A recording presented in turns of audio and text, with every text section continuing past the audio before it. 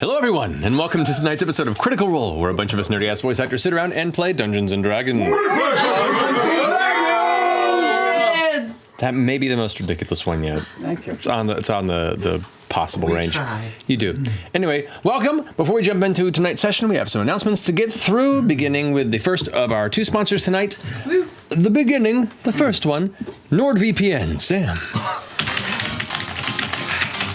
We're almost in, Cryptonic. Only one more firewall to the Ultra Codex. It's taken 18 straight hours of side channel spoof caching, but with NordVPN's help, we're gonna crash this code. A-teaming the small wonder. Grinding the log stroker. Gleaming the cube. Simul-sliced again. But how? We're protected by NordVPN, a personal virtual private network service provider that shields your activity and blocks annoying ads. And it's easy to download at nordvpn.com/criticalrole. But if the two leanest hacksaws on the web can't break the Ultra Codex, maybe we should just de-res our logins. Megatronic!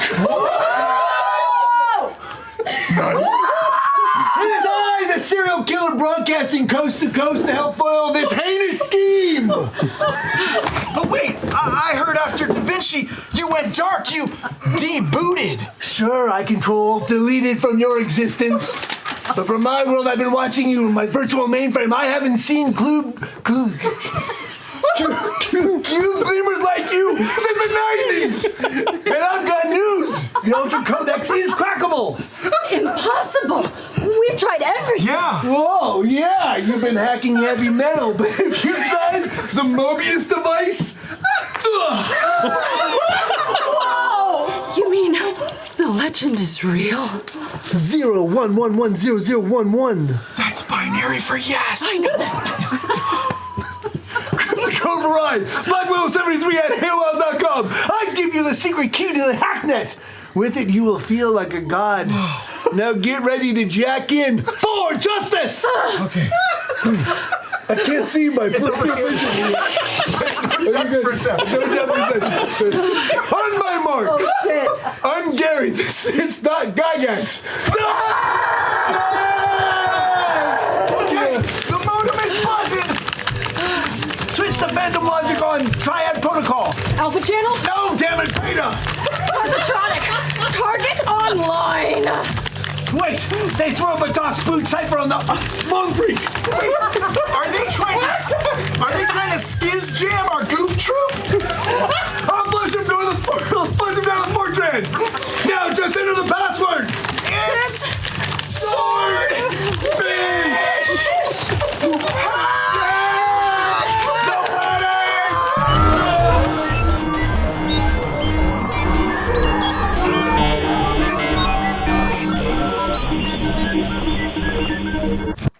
Excellent. They fell right into my trap and got fried. Now no one will stop my Ultra Codex because Black Willow and Cryptic Override are in the internet. And because I'm protected by NordVPN, they will be in there forever. Speaking of NordVPN, it's their 8th birthday, and everyone who gets a 3-year plan will receive 1 additional month free. That's incredible! That is a gift! Critters, you have got to log in to NordVPN.com/Critical Role or use the coupon Critical Role at checkout. Matt Mercer, hack to you. Holy shit. Thank you. Thank you, Matt. Oh, my. Oh my god. Oh, shit. I think we've gone too far. I think we've finally gone too far. Well, I've peaked. Yeah. Shut it all down, guys. Thank you, Sam. Thank you, Laura. Thank you, Matthew Lillard. And What? thank you, NordVPN, for sponsoring our show and whatever that was. No. Different We're Nord. Laura and Sam. Oh, I'm sorry. Kryptonic I don't know what you're doing. override. You're not. I'm sorry. Do you know what happened just a second ago? No, we were in the We were both- backstage. We had the We were. shits. We had the shit. Thank you guys for finally showing up then. We had the simul shits. What? My face hurts. Okay. Yeah. So what happens when you don't do theater too long? You start doing this shit. Thank you, NordVPN. Our second sponsor tonight are our friends at D&D Beyond, who've been with us since the beginning of the campaign. Thank you guys so much for supporting our amazing show. If you haven't had a chance to check out or use their tool, they're an amazing online digital tool for keeping track of your campaigns and your characters and all their facets of your D&D playtime. It's awesome. And they today updated the most recent revision of the Blood Hunter class, which was I created and recently revised as part of a great DMs Guild charity push, bundle push to help for relief for the Australian bushfires. It went really well. The amazing community contributors at DMs Guild put together numerous great packages, and I think altogether between DMs Guild and Drive-Thru RPG, they raised over $300,000 in charity relief, which is amazing. Super happy to be a part of that at all. And but the Blood Hunter is now on D&D Beyond for free, and you can find it at DMs Guild as well for download. For free as well. That's amazing. Let's see, we got a few other announcements here. Laura, you got something to talk about. Yes. Super excited to officially announce that we have arrived at Hot Topic. My inner 16-year-old is going, I know. What? On so many levels today, just so many levels. But yeah, so a lot of you have already noticed and may have already gone to the stores and seen our 4 shirts and our hoodie. If you guys want to, Oh wait, there's a hoodie too. Wait. Oh my.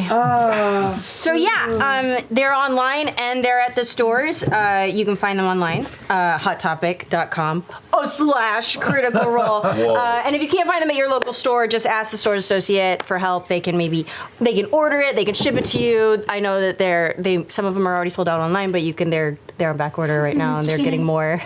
What? Or you could turn your local Hot Topic sales associate on to Critical Role. I mean, just spread the gospel. So yeah, you can only get these shirts through Hot Topic, so you can go check it out now. And I should definitely say that the Mighty Nine illustration one. That's that one. Yes, that was Selena Erica Espiritu. Ooh, the Mighty Nine Doodles, Wendy Sullivan. And our Mighty Nine logo, which we use in many places, is by Crystal Sharp. Yeah. So thank you to our fabulous artists as well. Artists. Creator artists. Hell yeah. Thank you, Laura. I'm excited. exciting. I don't know. It's weird. No. Yeah. Also, a couple other heads up here. Tomorrow night at 7 p.m. Pacific here on our Twitch channel, you get to join us for Valentine's Day for chilling at home for our fabulous Monster Hearts one-shot. Yeah. Which includes our Taliesin Jaffe, Ashley Johnson, and friends and members of the family. Now here, Critical Role, Eric Ishii, and Allie Beardsley. And it's ridiculous, it's fun, it's dark, it's real. It's going to be a lot of fun. So check it out if you haven't had a chance yet to check out Monster Hearts the game. It's incredible. It's designed by Avery Alder. There we go. So make sure I get that wrong. And it's a great game where we get to be teenagers in high school, also secretly monsters, and all sorts of chaos and tension and angst and stuff ensues. So check it out tomorrow night here at 7 p.m. and it will be via VOD thereafter, and will be on YouTube on Sunday for those who can't check it live. So look forward to that. It's sexy. We also have our visit coming up to Chicago for C2E2 convention. The announcements. Super excited to meet all you guys who are coming out to be part of the event there. We still have some pre-sale autographs and photo op tickets available for C2E2, so check it out if you haven't had a chance yet on their website, as well as their website for pre-purchase pre-sales there. I think that's all I have on that. Travis, you have some things. Yes. So our good friends at OSD announced earlier this week that Xbox is going to match every dollar donated up to $250,000, which doubles the impact of your donation. So please head over to weareosd.org and click the Our Latest Campaign link in the header before March 31st. Thank you, OSD. Thank you, Xbox. That's incredible. Show some love. Yes. Yeah. Awesome. We clap now. It's a thing on our show. Yeah, there you go. Ever evolving. Yep. I believe that is it. So, let's go ahead and jump into tonight's episode of Critical Role.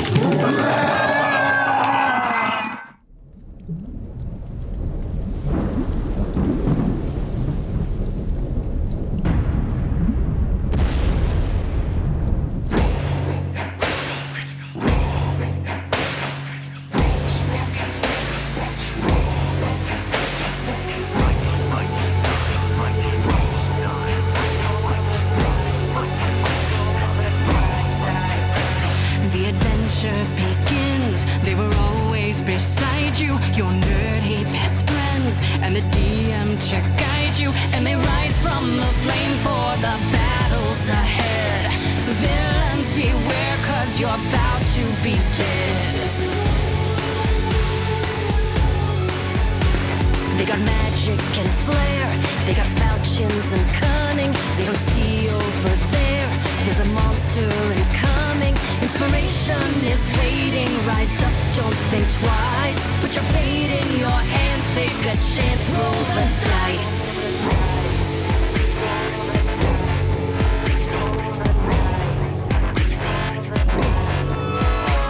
Can you answer the call, digging deep in your soul? As the legend unfolds, now it's your turn to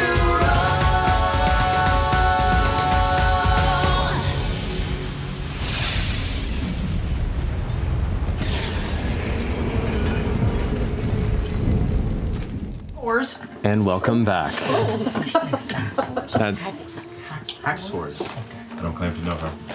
So, last we left off, the Mighty Nine had found their way to Kamorda and the mountains northward to try and engage with the old crone, the Prism Sage, Isharnai, to break the curse that still holds not within her physical form. A deal was struck through the use of memory-altering magic via Jester, and you escaped without conflict for the time being with the creature. You battled some undead in the swamp as you fled into the night, and after survival and a safe rest, you made your way back to Rosohna, where you collected yourselves, your intent, and asked Essek if he could help transport you to the White Dawn Lagoon, where it seemed visions of Caduceus's Wild Mother-given journey in finishing what his family had set out to accomplish lie. After transporting yourselves to the exterior of the jungle, where it seems the Circle of Beasts, the oasis that contains one of these collections, the Stone family in particular, that is the next step of this vision quest. You made a parasol for Essek and sent him on his way. And you began to traverse the dangerous jungle. A short time into your journey, rest was taken, a night was set, and in the middle of your evening's watch, Jester was called away from the camp spot by a familiar green-cloaked figure, called by the Traveler to the shadows of the jungle. The Traveler revealed a lot more about his past than you were previously aware. Learning that the Traveler may not be entirely a god in the sense that you had anticipated or believed, but had discovered Jester many years ago as this entity traversed the land, saw chaotic kinship within her, and this worship that Jester gave, this love and trust that was placed into this entity, gave it purpose in a way it wasn't expecting, which led to it seeking other people to join this kind of family of belief and trust, and forthright interest in adding more chaos to the world around them. He also revealed himself to be a long, orange-haired, fey entity, and revealed that he had no idea what he was doing and he desperately needed your help. And that was where we left off. As the traveler, hood held back, standing above you, tall, kind of lanky, graceful limbs, eyes filled with mysterious age and anxiety, looking towards you, continues on. I'm not any less than I have been, for the pretense itself is a bit of trickery, and I think that even you can appreciate that, Jester. I am Lord Artagan of the Morn Crown, and I am the Traveler. You, Jester Lavore, are my protege, my most prized pupil. You hold the purest priorities to see the world turned on its head. And I know I can trust you. Will you help me? Well, obviously. Good, I knew I could believe in you. I guess our Artagan? The Traveler is fine. Traveler. Do you want this? Do you want to be a god? I don't know. I'm enjoying aspects of it. I've enjoyed the adoration. I've enjoyed the extensions of my tangled web finding its way to generally twist and tease the mundane idiots that seem to permeate this plane.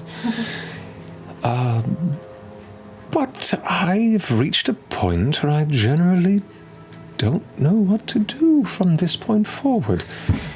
I don't know if I have too many followers. I don't know if I should just cut free and run away. Well, I mean, do you get more power from more people following you?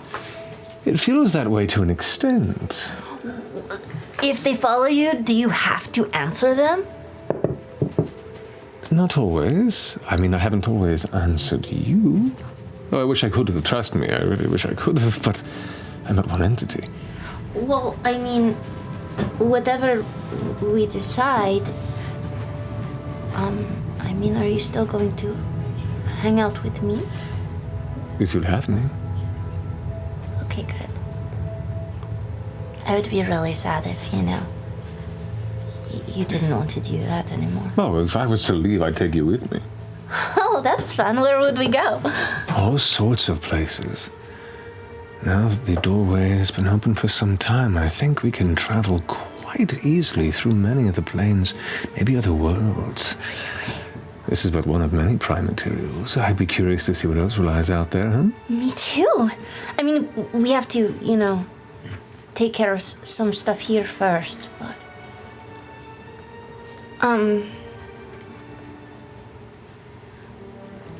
Do you know what's going on with everyone that, I'm hanging out with? No, not entirely. They seem rather boorish, though I do worry that half-orc Mama's boy seems to have picked up on my recent sloppiness, if you will. Oh, well, he would never judge, He's actually really polite, and kind of a mama's boy, but not in that way. I mean, he's really reliable is really what it comes down to. Your friends, your companions. Yeah. What are their thoughts on us? They all seem pretty supportive of it. Some of them are like, oh, I don't know, I've not heard of him before, and I've told them all about you. Well, I mean, so it's still kind of a new thing we're working on. Right, the branding right. aspect But of here's own the challenge, question. I mean, should I be telling people about you? Well, of course, that was the whole idea. Well, I know, but the more people I tell, the more people that are going to want to rely on you, and you'll have to answer to them. What do we do? That's why I'm here. I don't know. What? I like the attention. Okay. I have. Here's an option. Yes. What if, at TravelerCon, we establish you as this god that can always hear, but you're more like the other gods, that are okay, so Caduceus, he worships this wild mother. I'm familiar. Yeah. And so, when he asks her questions, you know what she does? She Nothing. blows the wind. Exactly, she does shit. So, and he's like, I sense, I understand what she's saying. She's not doing anything, but he thinks she is. Interesting. Yeah. So And he seems content? Yeah, he's totally into her. People are strange. No. So, you could be like that, where people ask you things and you don't do anything and they'll still think you're doing something. But I've already been so involved. Won't they be disappointed if suddenly I'm just not appearing? Well, we just have to establish it as there's a new way of doing things, Interesting. You've gotten so powerful that you're always with us and you hear our thoughts and, you control everything and... So the party is a goodbye. Kind of. But Loosely. not for me, just for all those other people that are less important. And now they have friends they've met. They can They be can a rely on each community in their other. own right. I love that. When anything goes good, it's because of me. Everything goes bad, it's because of them. Right, or, they'll find greater purpose in the bad things. They'll be like, oh, everything happens for a reason. It's ridiculous, but I know. I'm happy for them to be content with that. I know. So... Nothing happens for a reason. It's absolute fucking chaos. This guy. Love him. Oh no. So...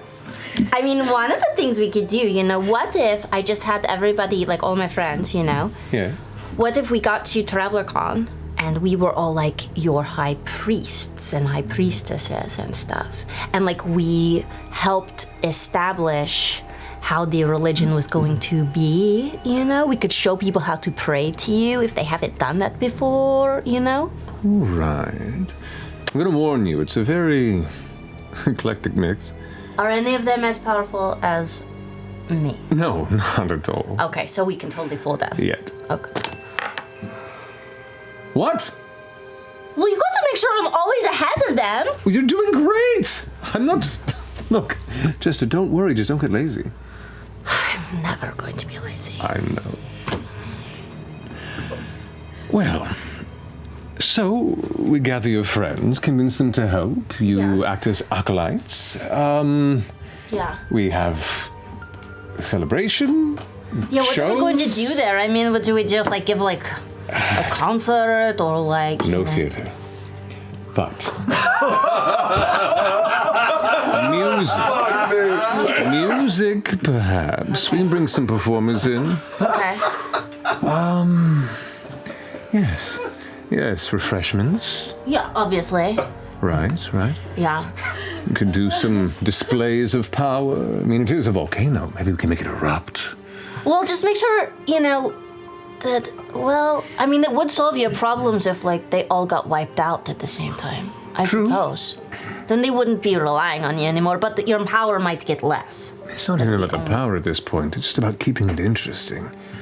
Oh, well, then, that could be something. But, I'll be there and you love me so much, that would be not so fun. Yes, no valid point. No volcano. Yeah, okay. Yet. Wait till we leave. Maybe. So, should it be like a ta-ta and I leave into the sky? Maybe we can make you... Turn to dust? Can you make yourself grow super big?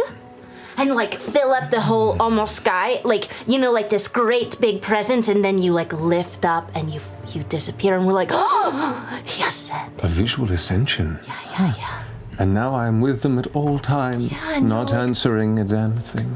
Right, but they'll think you're even bigger than you ever have been. You're answering to so many people you can't possibly be there with them personally. But they'll have each other. delightfully foolish. I love it. Yeah. We'll tell them you can also communicate through the wind. I feel like that's a bit hackneyed territory, to be honest. All right. Melora kind of leans in that space a bit heavy for me. Okay. Well, we'll still clear of that, I guess. But. All right. Well, let's table the miracle for now. I'll put some thought to it. If anything comes inspiration-wise to you. All right, but we should definitely come up with some sort of ceremony to make you ascend. Right. All right. Okay. I'll start assembling some flowers. Pillars. Ooh. An archway. Ooh. I've got some ideas. Ooh. Ooh, what? Can you open up your gateway and like bring some stuff in from another plane, and that way like people are seeing things that they've never seen before, and it'll make it like even more powerful and special there? I can open a gateway. The gateway to my home realm is a bit stationary, but I can still give the essence of it. Okay. I can make it presentory, grandiose. I like it. Illusory, but effective, especially for the layman. Okay. And I will make programs, to pass out to everyone, so they'll have like something to take home with them, and Keepsakes. they can get yeah. Things That would to be shadowbox. Yeah. Good. It's important to have a physical memory of the occasion. Yeah. A reminder. Good. See, this is why I came to you. I'm so bad with planning. I'm more kind of in the moment and improvised kind of... Understand. I mean, obviously, we'll leave room for craziness to happen. Oh, there will be craziness, my jester. Don't you worry. All right. Just give me much to think about. Did you want to come say hi to everyone? I mean, they're going to be your high priests and stuff. They appear to be sleeping. That's true. Do they like being woken up in the middle of the night? I mean... How about I wait till breakfast, after they've eaten?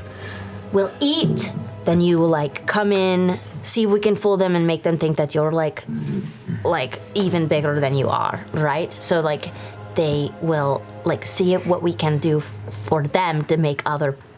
It'll be like a test run. Okay, so, all right. So we're trying to trick your friends as well? Yeah, but then we'll let them know.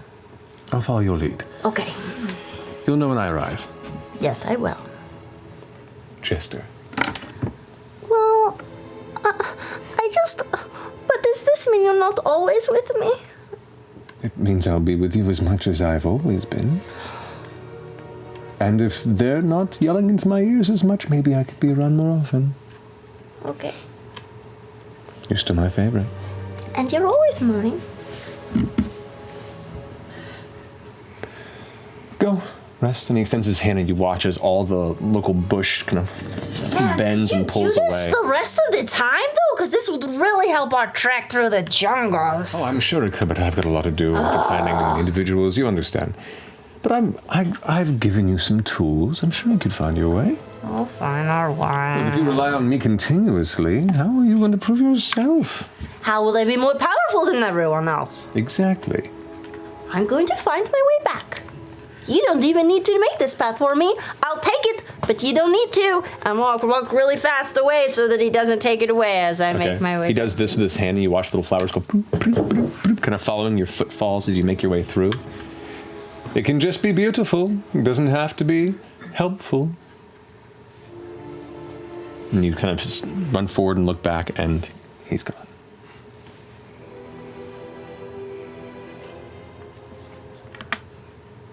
My shoulders kind of slump. And I go back to my tent. The dome. And I sit down.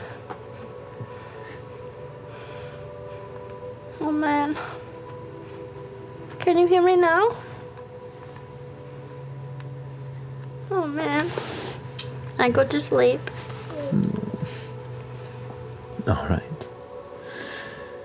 The watch goes uneventful throughout the evening, thanks to the protectiveness of the dome. The morning comes to. It is warm as the dome itself vanishes at the ending of its duration. The humidity and the heat immediately comes in, sticky, You can hear the insects heavily starting to buzz around you. The air itself still has that kind of strange, earthy sweetness to it, like various flowers and heavy jungle plants are giving off aromas to attract insects or larger creatures towards them. Oh my God, Sam. Stupid. Out of control.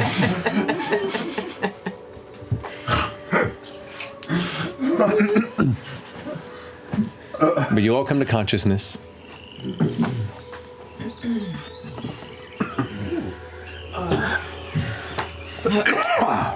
Bugs. No, they're not in here. Don't worry about it. Oh, they're definitely in here. The dome's No! Yeah. It's so much warmer here than I. Everyone drink water. Why? This is hot. We've been sweating. Are you drenching sweat? I'm actually quite cool. Drink water.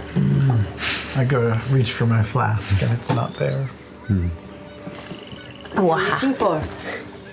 She said to drink. Water. Oh, Water. it's the same thing. There's water in it. They use water to make it. Here is my skin. Yeah. Caleb, it's me. Great minds. I open up the flask and I start drinking. Oh, Yasha. Cool. Oh, did you want some of this too? Yeah. Thank you. I don't know if that's the most supportive thing to This feels a little hard.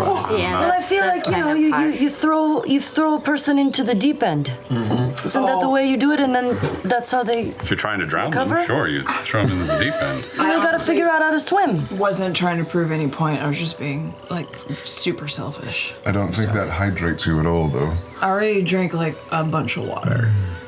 Okay. More than one. What are we doing this morning? Oh yeah, where are we going? Do you know where we're going? I can get us out of here if we want to go. Oh, that's right. No. That was the whole point of sleeping. Wait, go where? Well, we could leave and head back to a city, or we No, are we're traveling on. going to. On our way. Yeah. You ready? Yeah. Yeah, I'm ready. Wait, before we go, I have to pray to the traveler. Oh. To. You do that? You pray daily now? Well, yeah, it's how I decide. He helps me figure out what I'm going to do for the day. She draws a dick on a tree or something. I mean. Yeah, I'm gonna go carve a dick on a tree. Oh, okay. Well, you should have just said that. Say, hey, traveler. We're gonna get going. We had some breakfast, and I'm gonna carve this dick. Alright, while you carve that, 50 push-ups. Let's go. Fucking. Yeah, come on. You guys get partway through your push-ups before you begin to hear this like dull cracking sound. Right as Jester finishes her carving of the dick on the side of a jungle tree, you hear as the outside of the tree begins to splinter and split.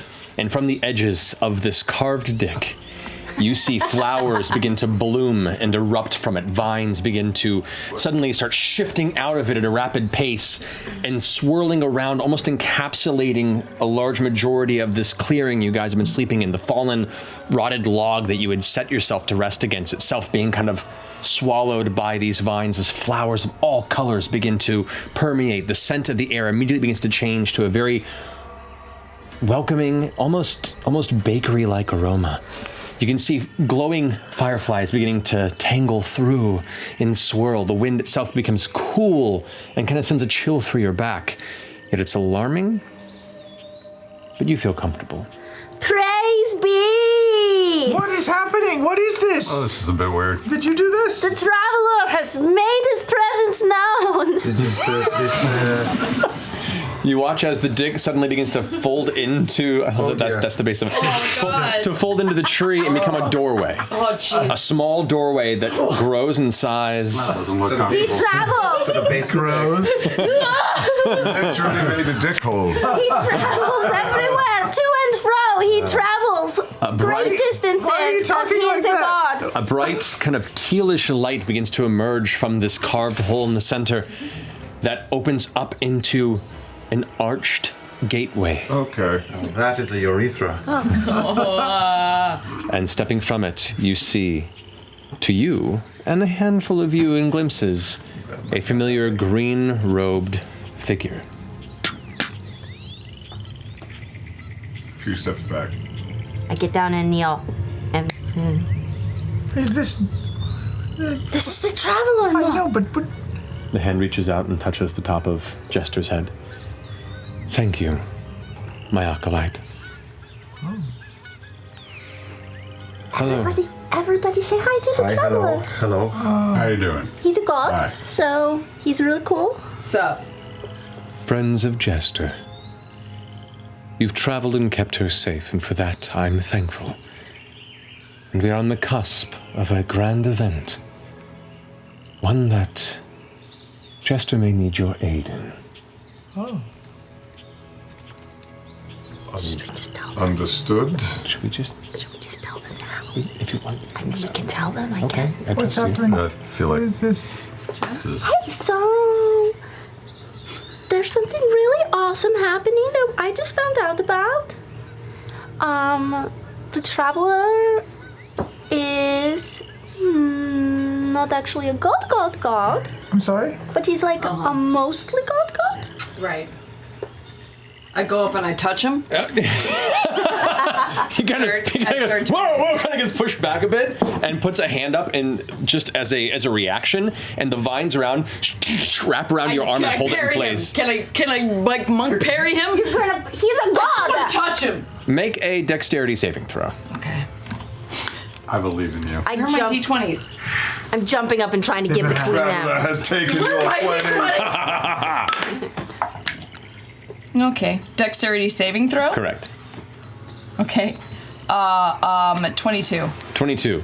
The vines come out towards you, and in slow motion, as they're about to wrap around your wrists, you pull your arm out and then snap shut. And he goes, shit. I turn around. Yeah, not a god. Hey, I said he's an mostly god, not a god. Okay, so here's the thing I'm realizing now. Maybe at TravelerCon you don't appear in the flesh. Like, you just should not What the fuck appear. is going on? What are you Like, talking you should about? always be, like, bigger, right? Because I think, like, Okay. if you're here as a You person... watch as the traveler's form suddenly swells to about 15 feet Whoa. tall, the Whoa. boughs cracking above him.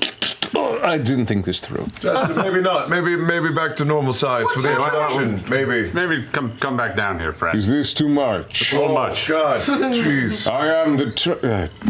pulls the hood back and kind of sits on his knees. Kind of goes... Yeah, like huge fucking knees. He's kind of consuming half of this open space now. The vine's still around, and like there's still like glittering firebugs, but now is just this sitting giant with the bright mane of orange hair, the elongated fey ears, the fine pointed features. I go up and pat his, well, I guess his calf. That's probably He about kind of puts a hand down. I climb on his hand. Jester, to what do we owe this visitation after so many months with you? Well, TravelerCon's coming up, right? Yeah. Sure. And we gotta figure out a way to make, all the other people attending TravelerCon not have to talk to him as much. Because it's annoying. What does that mean? What do you mean? This is a lot. Okay, so Wait, first of all, who is this guy? Oh, this is the Traveler. But you said that the Traveler was a god who's been with you forever and whose faith you put.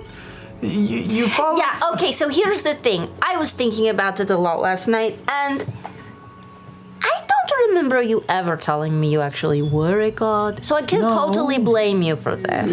It was kind of an assumption I wasn't quick to correct. Right? It felt nice. But you just told her all of this last night? You thought this whole time that he... Was this a bad idea? Should I go? No, stay, please. We have heard so much about you. See? I've heard a few things about you. I saw you in Asarius. Did you see me, or was that like a mistake? Was I not supposed to see you? I was probably running Were you drunk? towards the end of my You were end of my threats. I was not drunk. I was tired. Okay. If we may Yeah, be checks out. so bold, Yes? you're an almost god. Is this what you would refer to yourself as? This is an almost god. He kind of sets Jester down a bit. I am an unaffiliated what you would call an archfey. What does that mean? Arch. Arch means evil, doesn't it? Unaffiliated. Like your arch nemesis? Or half a Your circle. arch rival? It's only used in bad things. It means Like the greater. Greater grand. Oh, okay. More than. I can do many things. But I am not a god. And I've been enjoying helping people. I've helped Jester for the better part of 2 decades now, I think it is. And in doing so, I think I've helped all of you quite a bit. But just to be clear, you're not a god. I thought you were a holy magician, a holy mage. No, I think he is more like this. Frumpkin appears on the ground. Ah, But not him. Her. Yeah. Where do you get your powers from then? From him. this also from me. But you're not a. Oh, do you think gods are the only entities that can grant their essence and powers to lesser beings? What do you think demonic entities make choices with? I can already sense some dark deals in your half-orc friend here. Thank you. No, I just think it gives a little bit more credit to her. That's all. Oh, all credit goes to her. She's amazing. But just know, just because I'm not a god doesn't mean that I'm not trustworthy or important or capable or a friend. You could kill all of us right now if you I wanted actually really could. It'd be very easy.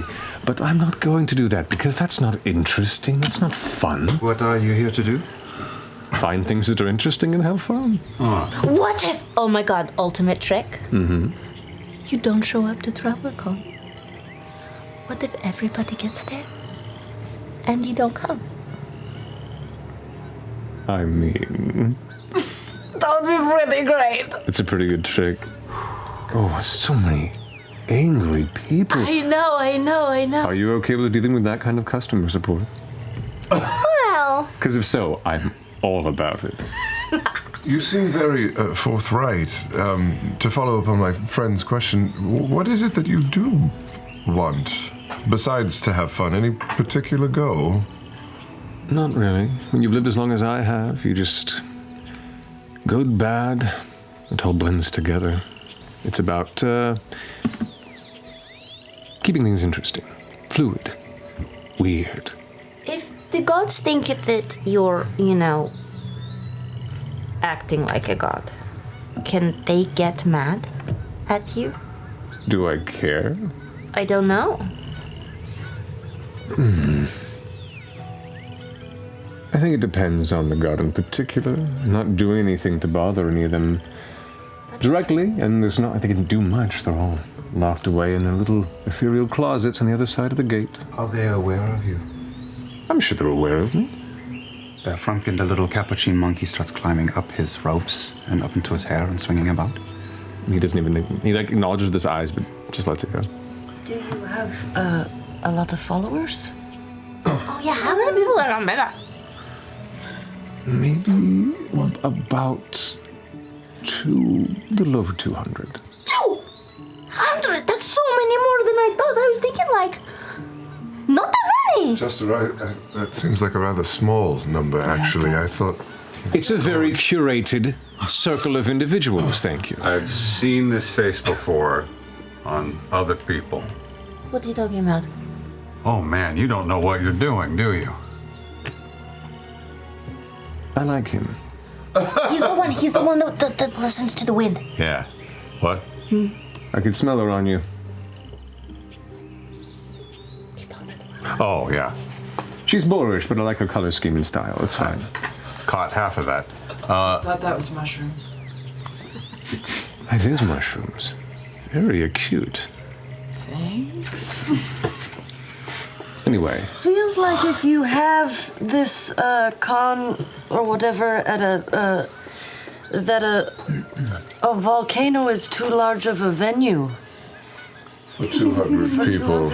It doesn't have to take up the whole volcano, right? What is that? On the size of the volcano. I mean, it's not like we're going to be in the middle of the volcano, are we? That seems dangerous. Beach party? I mean, I think they are preaching exclusivity here, is what it sounds like. Yeah? Yeah. We're the elite. Everyone that's a traveler con. We can make everybody think that, only they were invited. There's a lot more traveler followers out there. That is viable. Yeah. The chosen few. Exactly. And the goal of TravelerCon, besides being new and exciting, is to perhaps launch your faith to a greater reach? That is a good point. Opposite. It's to disengage a bit. Let them find each other and not bother me as much. Yeah, so the goal is to make everybody believe that he's too powerful to be as present in their lives. So we have to show them that he's, that's not how you're supposed to pray to him, that he answers miracles in different ways. How are you going to do that with exclusivity? Then it feels like it clashes. Well, then they can go out and spread the word and let everyone know that this is how the traveler works. You're hosting a dinner party, a mixer, but with no guest of honor. With very high profile guests. There's a particular word, I think, that deals specifically with this, that's been very prevalent through much of mortal history. The word is faith. And it means He was going to say cult. I was really giving afraid he was gonna say everything cult. and expecting and receiving honestly in the realms of religion very little in return. Well, it's a cult. Well, that's a cult. No, that's faith. It's a thin line. Wait, okay, hang on, wait. We're doing way too much planning, and there are other questions. Yeah, there's other questions. First, hang on. You said that you're in this for the lulls a little bit. You just want to make fun and trickery and stuff. What happens if my friend Jessie says no, or you grow bored of her? You told us that you could kill us. Is she in danger? Does she have to follow you? She doesn't have to. You want to abandon these? I wouldn't abandon you. I know you wouldn't. Oh, okay. What about us, though? If we don't say yes, are you going to kill us? I'm not going to kill you unless you give me a reason to. Well, if we say no to this traveler... That's not a good reason. He knows I love you all. Well, I think in this instance we are just concerned for our friend Chester. The other 199 or what have you, we do not know them, but are you with her for the long haul? Because she has great faith in you, we have heard. And I would never let that faith down. Insight check. Make an insight check. Okay. Check. Oh, God. It's terrible. 8. No, 9. 9. Big mortal balls. Horrible. There is such a presence of personality and slick, in spite of your prickly nature, Fuck, he's good. a likable quality to him that you have no idea.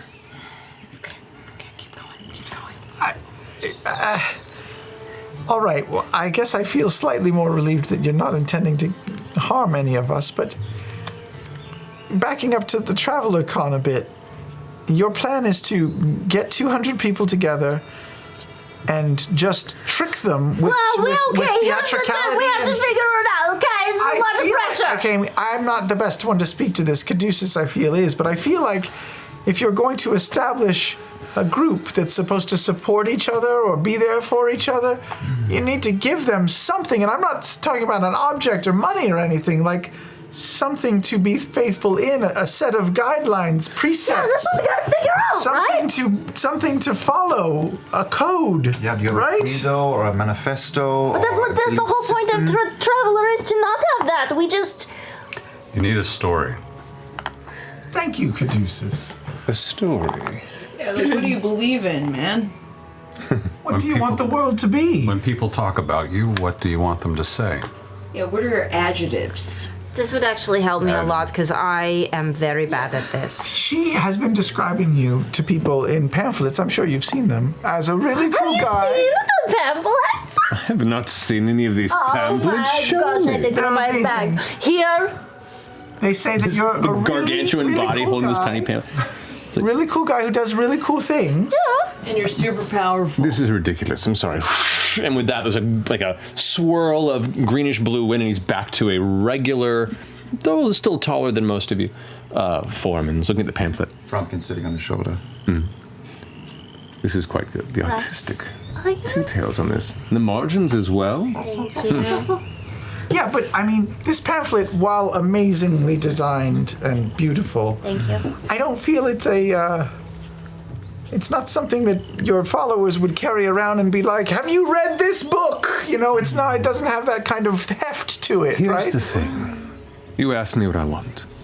That's a hard question to ask me. I've wanted many things. I've gained many and grown bored, and I've forgotten some and not cared. What matters is what I want right now. And I think what I want right now is to successfully continue to build a religious cult.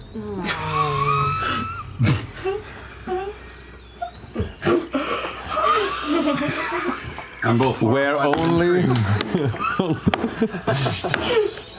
where only you and I and the rest of us know the truth.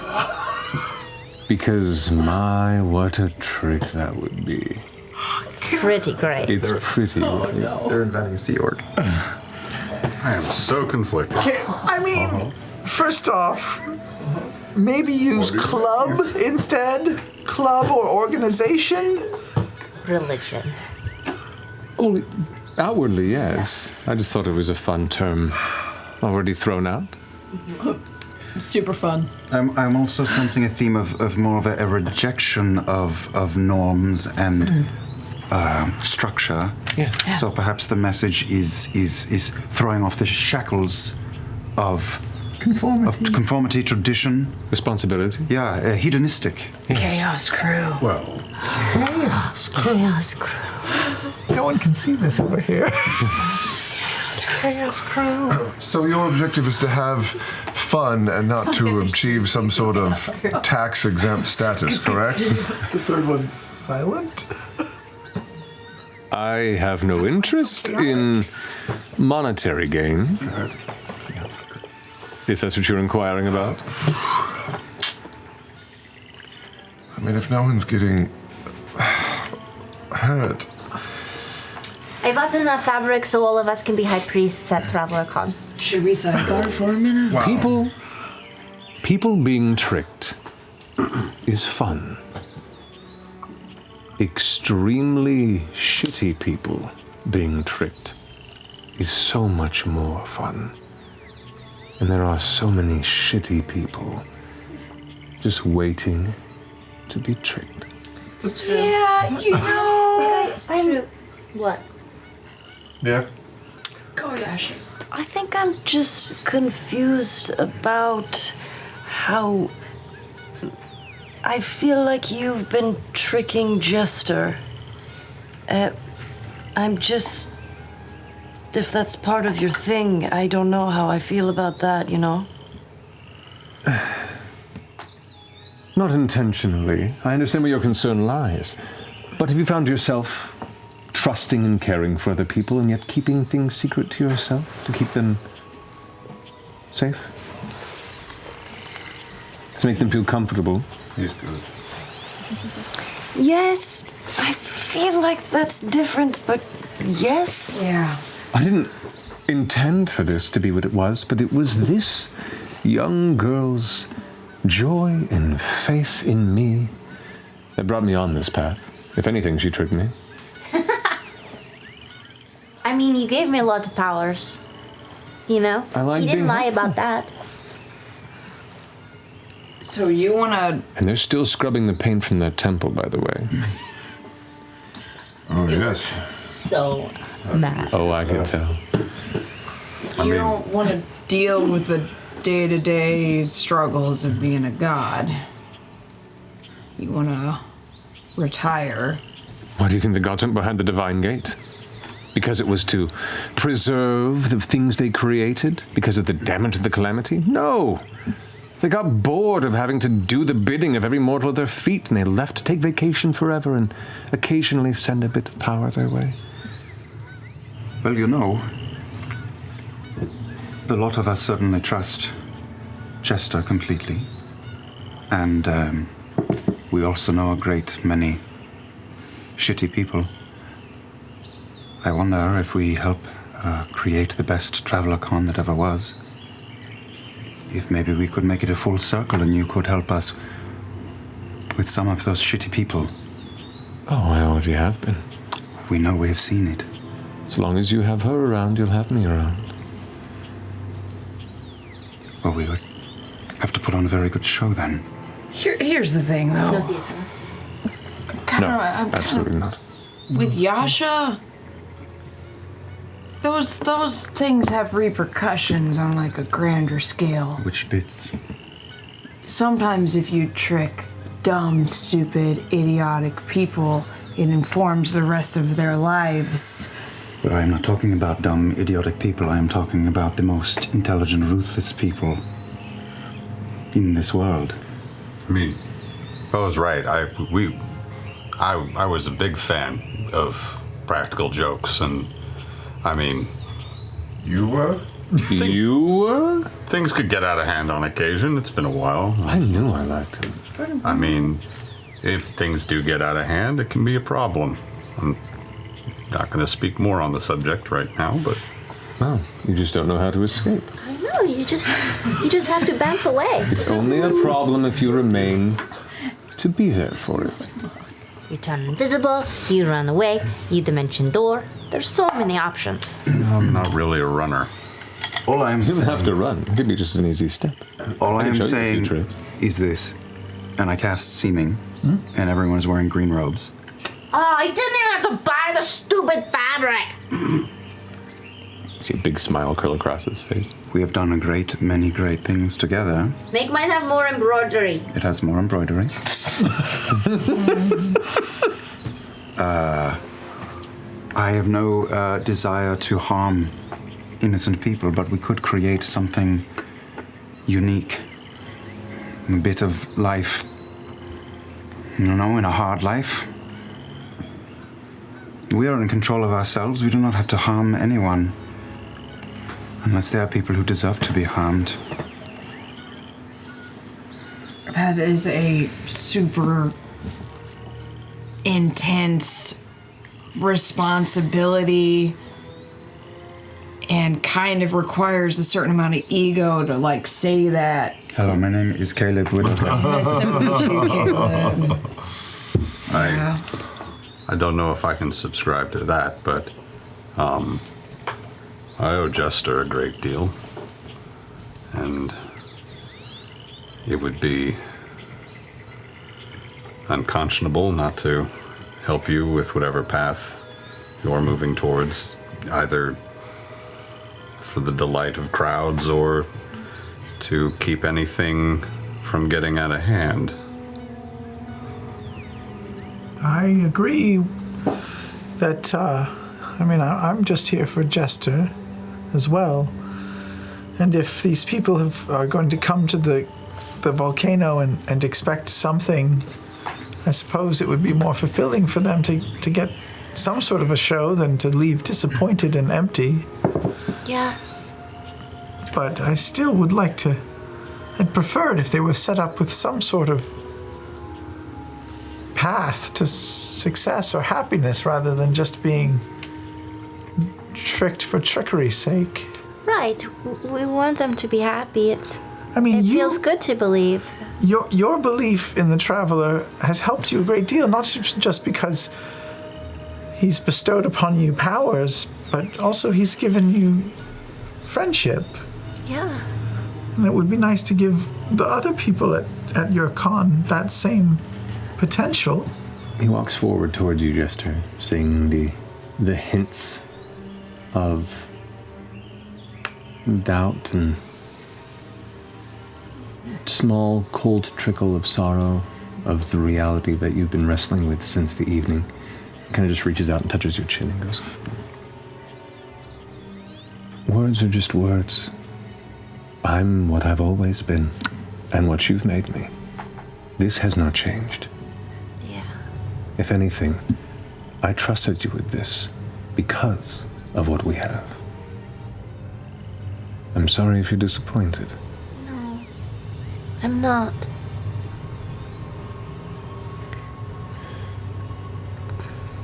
I guess I was just, I really did think you were always around. And now I feel like maybe that's asking a lot of you. I think if we pull this off, and if we do it right, we could leave 199 or so individuals still content with new friends, some to find a direction, perhaps in the way they go through their day-to-day as they slowly walk towards the days of dust. And I'll have more time to be around you. I like it. All right, then. If Jester has faith in the Traveler, that's good enough for me, I suppose. I agree. I think, to Caduceus's point, you're the story. Huh? You're The not Traveler wrong. needs a story. You're the story. Yeah, you are the poster child. He helped you first. He changed your life. Yeah. You're his story. Or more I'll like... be the keynote speaker. I think it's more than that, but yeah. Keynote speaker. What is the story that you'll tell as the? I mean, you're going to do a demonstration of the gifts he's given you? Ooh, that could be pretty cool. Not bad. We could. You could make me seem even more powerful than I am. Like Caleb, you could do some really cool stuff, right? Or what if you walked into there, just in tattered clothing because you're just a peasant girl with nothing. You're even feeble. Your hands don't work or something like that. Yeah. Oh, I could have no hands. No hands. And then because of the Traveler, you can paint amazingly. Or Are you saying an organized religious event would fake an individual's rise from a low place to a high one for the purpose of convincing the masses that there is a miracle? Such a thing's never been done. Did I just invent that? I don't think that's what you want. I agree. Why? You want. Story's awesome already. Don't. You can be a cleric of a trickery god. But don't fool them in faith. Tell them the truth. You don't want And then fuck liars. with them a little bit, because I mean, that is, you got to. You want storytellers. You want showmanship. You want people who will create events, create art, create things that people will see that will confound them. To take this story and then begin to share their own. And you want to show them the truth. Well, a certain truth. They go back to their hometown and they set up a temple and they get followers there. And then those followers get followers and then those followers get followers. That's how you build a religion. They have a word for people who do that already. They're called jesters. What?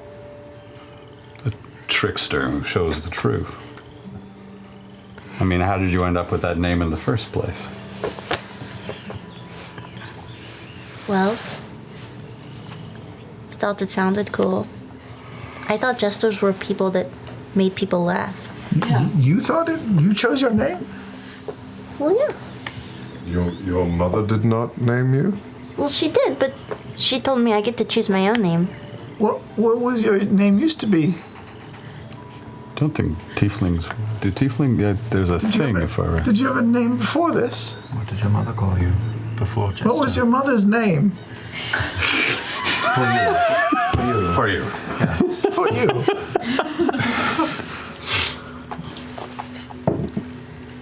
Genevieve. Genevieve?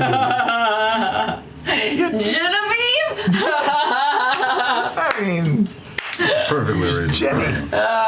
Sorry. I think that's lovely. I like Jester, okay? Jester. Jeez. It's a much better name. Jenny? No, you can call me Jester. Genevieve Lavore? I think the point is that you should be what people aspire to. We shouldn't have to trick people about you. You should be elevated. You should be the success. You are everything that a disciple of the traveler should be. No sense to lie about that. I think you just show who you are on a grand scale, which is pretty grand already. Say so, guys. I feel pretty great right now. Still adds to your story, you know, like maybe an evil wizard tried to kill you when you were a baby and the curse rebounded and left a scar on your forehead and... No? Okay. Scratch it. No one will buy into that. That's ridiculous. Maybe we tell Jester's true story, but it sounds like you'll still need something fabricated to make you disappear or fly away or whatever. We have an idea already. I've got a few weeks to workshop it, don't worry. Yeah. Got to figure this out, man. Okay. Well, while you're here, and you seem to have quite the range of vision, is there anything we should ask about the stones and your particular journey, Caduceus? They think you're going to answer things for them. Well, I wouldn't mind a finger pointed in the right direction, as we are about to begin our hike. But as for information, I will tell wouldn't be so foolish as to ask you. Tall, pink, furry man. He who bows to the winds. Your answer lies there. He points in the direction of the jungle you were traveling already. Fall behind me. For all that you have done before, I thank you. Nevertheless, sorry to intrude upon your breakfast. I get visited by non-gods all the time. Where do you go when you're not here? All over. Where are you going next? I think I'm going to visit an old friend. That's a story for another time. But wherever I'm going, it's definitely ashy. Only stay for a bit. It's bad on the skin. Anyway, travel safe, friends. He steps back into the doorway where he originally emerged as the tree begins to... Who's on the Templari Council? You hear a distant scream as another falls dead. He said every time we ask somebody on council dies. Oh no. Don't do that. There you You go backwards to the... There goes Vexalia's epilogue. Oh no. He's dead. Proper training, you can learn to do that. All the vines kind of pull back a bit, but they don't entirely vanish. Instead, they form this beautiful vision of a doorway with all these beautiful flowers around it, like this intricately carved looking art piece where the door once was on the outside of this tree. It seems so out of place amongst the chaotic jungle. And there in the center is a beautiful glass relief in the shape of a carved dick. I run up and I grab one of the flowers and I give it to Yash. Did it spit out my monkey before it solidified? Yes, it did. Spit out my monkey. Jester, That was nice. are you okay? Yes. Are you okay? It's going to take a little bit of time. I am not going to lie about that. Yeah. I feel a little confused. Of course, he was lying to you your whole life. Well, he didn't though. He never was like, Jester, I'm a god. I was like, oh my god, you're so powerful. You must be a god. I said it to him. He didn't correct you. That's the same as lying. Well, no. That's not the same as lying. That's just not saying. Well, we call it lying by omission. At the same time, it has helped you complete many miracles. We have seen it. Yeah. I will admit mean, I get the appeal. I mean, I've never seen anyone that wasn't in the service to a god be able to do the things that I've done. Which is why I hope you have a sense of validation right now. There's been this part of me for a long time that I was 100% convinced. I kind of like talked about it with Ford at one point. Or I think I did. Or maybe I imagined You're it. losing the thread. That you created the Traveler. Like he was Wait, like a what? figment of your imagination that you just kind of like birthed and then went off and then it's kind of all just you. Whoa, you think I could do that? Yeah. You kind of did. Because you kind of did. That's I feel true. kind of validated as well, so I hope you feel even more validated. He is super powerful the first time I saw him. I mean, like... I don't know how we would verify that either. That Well, I mean... Your superpower. He was a little kid when I first saw him, and then he wasn't. And then he was, and then he wasn't. That was pretty powerful stuff. I've done that once. So I consider that to be very impressive. You've done what? I was a little kid and then I wasn't.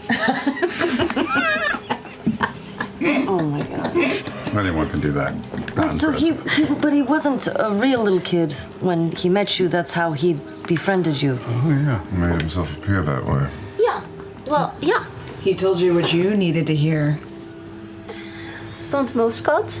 It sounds like you also told him what he needed to hear. No.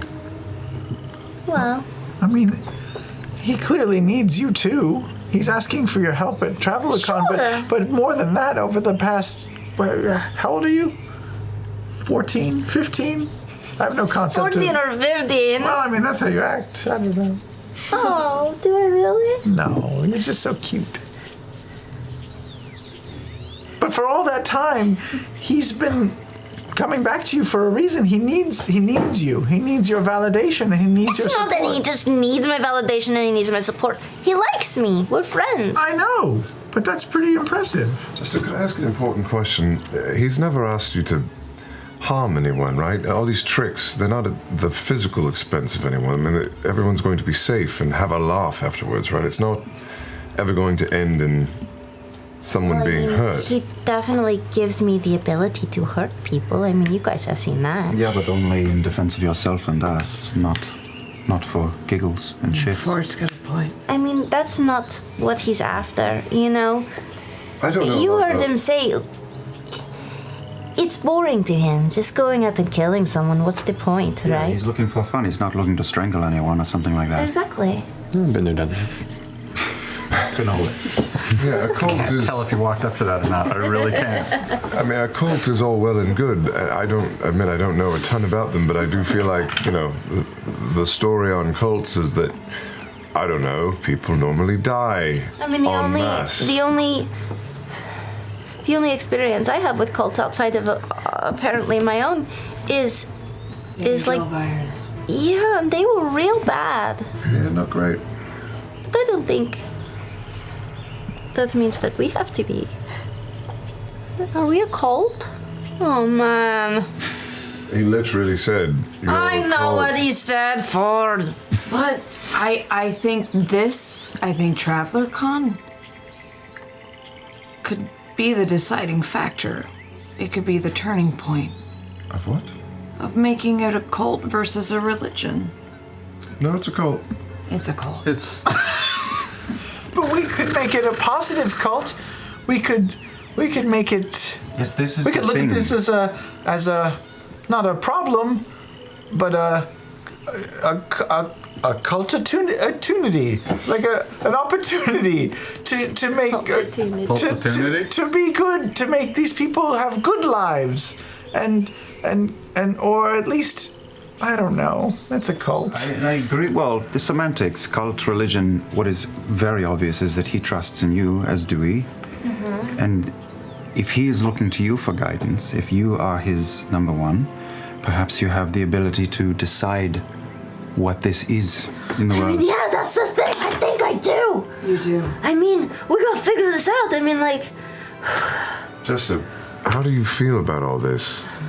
You thought he was a god before. He's not. It doesn't sound like he's even close. how do you feel about being able to decide what he will become? Well, I don't think he wants to be a god. I think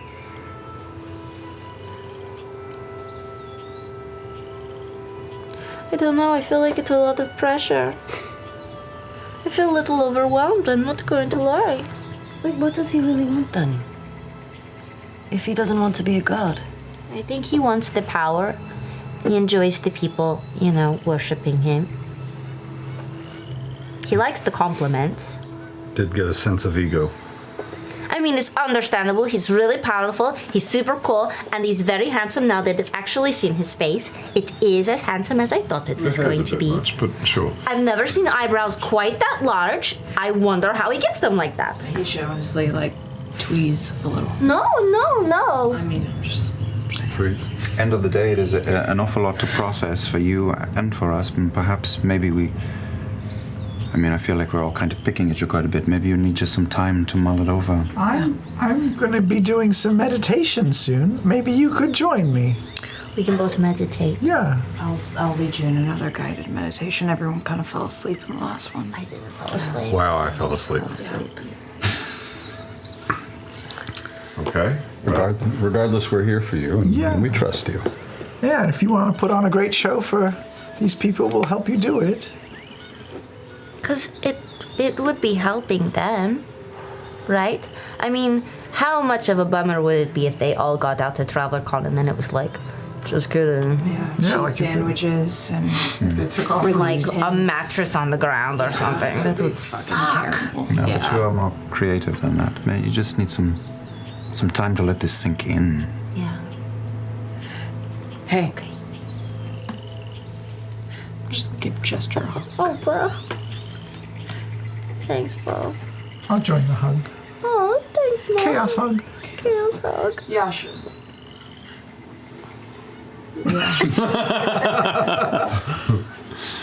All right. Well, we were here for a reason. Should we? Oh yeah. Should we continue on? Sorry, Caduceus, I didn't mean to. This is hijack. There's no hijacking. This is all part of the journey. This is good. This doorway is really beautiful, though, isn't it? It's very impressive. It's very beautiful. It's a big dick. Also, it's a little dick in glass. Does that look like a big dick to you? Wait, what do you see? Oh, you are. Comparatively, yes. Huge dick. Someone can walk through that dick, yes. Well, it's just a little dick on the door. The whole door isn't shaped like a dick. Oh, I thought there was the whole door. No. I thought it grew. I thought it was a No, it's a door and there's a little glass. It's a big glass schlong. I'm just going to leave one of my traveler shrines. Okay. You go ahead and set that at the base of the beautiful wooden door frame. You gather your things. Are you guys heading deeper into the jungle in the direction that you were previously traveling? Just imagining the Grove from Nightmare Before Christmas and going down the... It's just like... Where? Which holiday is this exactly? Mushroom tip. What's this? What's this? There's penis everywhere.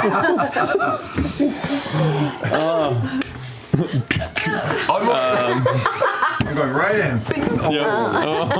Anyway, first off, what's the marching order here as you continue into the jungle? I'll take the front. In green robes still. You got 7.5 more hours of it. Sweet. All right. Camouflage. Ford behind Caduceus. I might get some customization if you're going on then. Behind Ford. I'd like a big mossy green, like kind of almost like whatever would be like the swamp keelet special. Okay, so the shoulders start to bristle and... There's enough space through a lot of this jungle to travel like pairs of two, so it doesn't have to be single file right now.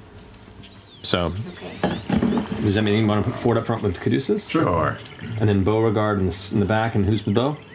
I will go with Beau. All right, and that would probably be Empire Kids. Where's not? not where you want to I'm be. going to be next to Yasha. Okay, I'll go in the back. Looking at my flask. Fair enough. Okay. We're at eye level. Yeah. Jangling in front of me. Continuing on, the gentle, occasionally fading in and out sense of distant sea, ocean, air meets with the earthy smell of ferns and plants and the general jungle scents that fill the space. Occasionally catching the sense of like rotting citrus, as well as other elements of decay that normally come across carcasses and other creatures that have been hunted or died seemingly naturally within the jungle. Caduceus, make a perception check. Actually, you and Ford both make perception checks, please. Natural 20. 7. 29. Alrighty. I'm just letting decompose go everywhere, by the way. I'm just like leaving a trail. Okay. Good. I'm in a mood. Interesting enough. Okay. Something like that, will you? Oh no, I'm fine. Continuing forward, you catch pretty early into the first hour or so of your travel small patches of what looks like dark blue and purple fungus that's set in some of the trees. Where like an oddly colored mushroom grows out of a strange material that appears strung to or attached to elements of tree trunks and nearby rocks. Just little patches of strange fungus. You seem odd. Are you odd? Hmm? I'm talking to this guy over here. Ford? Yes. Oh. Huh. Make a nature check if you like. That's not useful, but here we go. If I'm gonna nature check, I'm gonna give myself a D4. Because I suck at nature. Ooh, that's better. I rolled a 14, so 13. 13. No idea what this fungus is, unfortunately. It's different, and you're uncertain if it's natural in this space because its coloration and its placement is very splotchy and definitely contrasts with the general themes and coloration of the jungle around you. Tap it with the tip of my. I'm gonna back up a bit and just tap a bit with the tip of my crystal staff. Okay. It shifts slightly, but doesn't seem to react from the impact. Does it resemble any kind of component or ingredient that I ever worked with at the academy? Make an Arcana check. Oh, jeez. Jumped up, 14, 24. 24. No, actually. But not only that you don't recognize it, you're fairly certain in all of your research this is something that is not, you cannot come across in your time at school, which lets you know that this isn't something that you've used previously or learned about as a material component. I pull out a small knife and just give it a little saw. Okay. Anything happen? Kind of cuts off a little bit. What you do catch as you're like cutting through is the fungus itself is pretty thick, but as you cut it away, behind it is almost a waxy-like substance, like a beeswax type material that is kind of coated over the section of the tree where the fungus is growing from. I will take that fungus and I will wrap it in some cloth and put it away. Okay.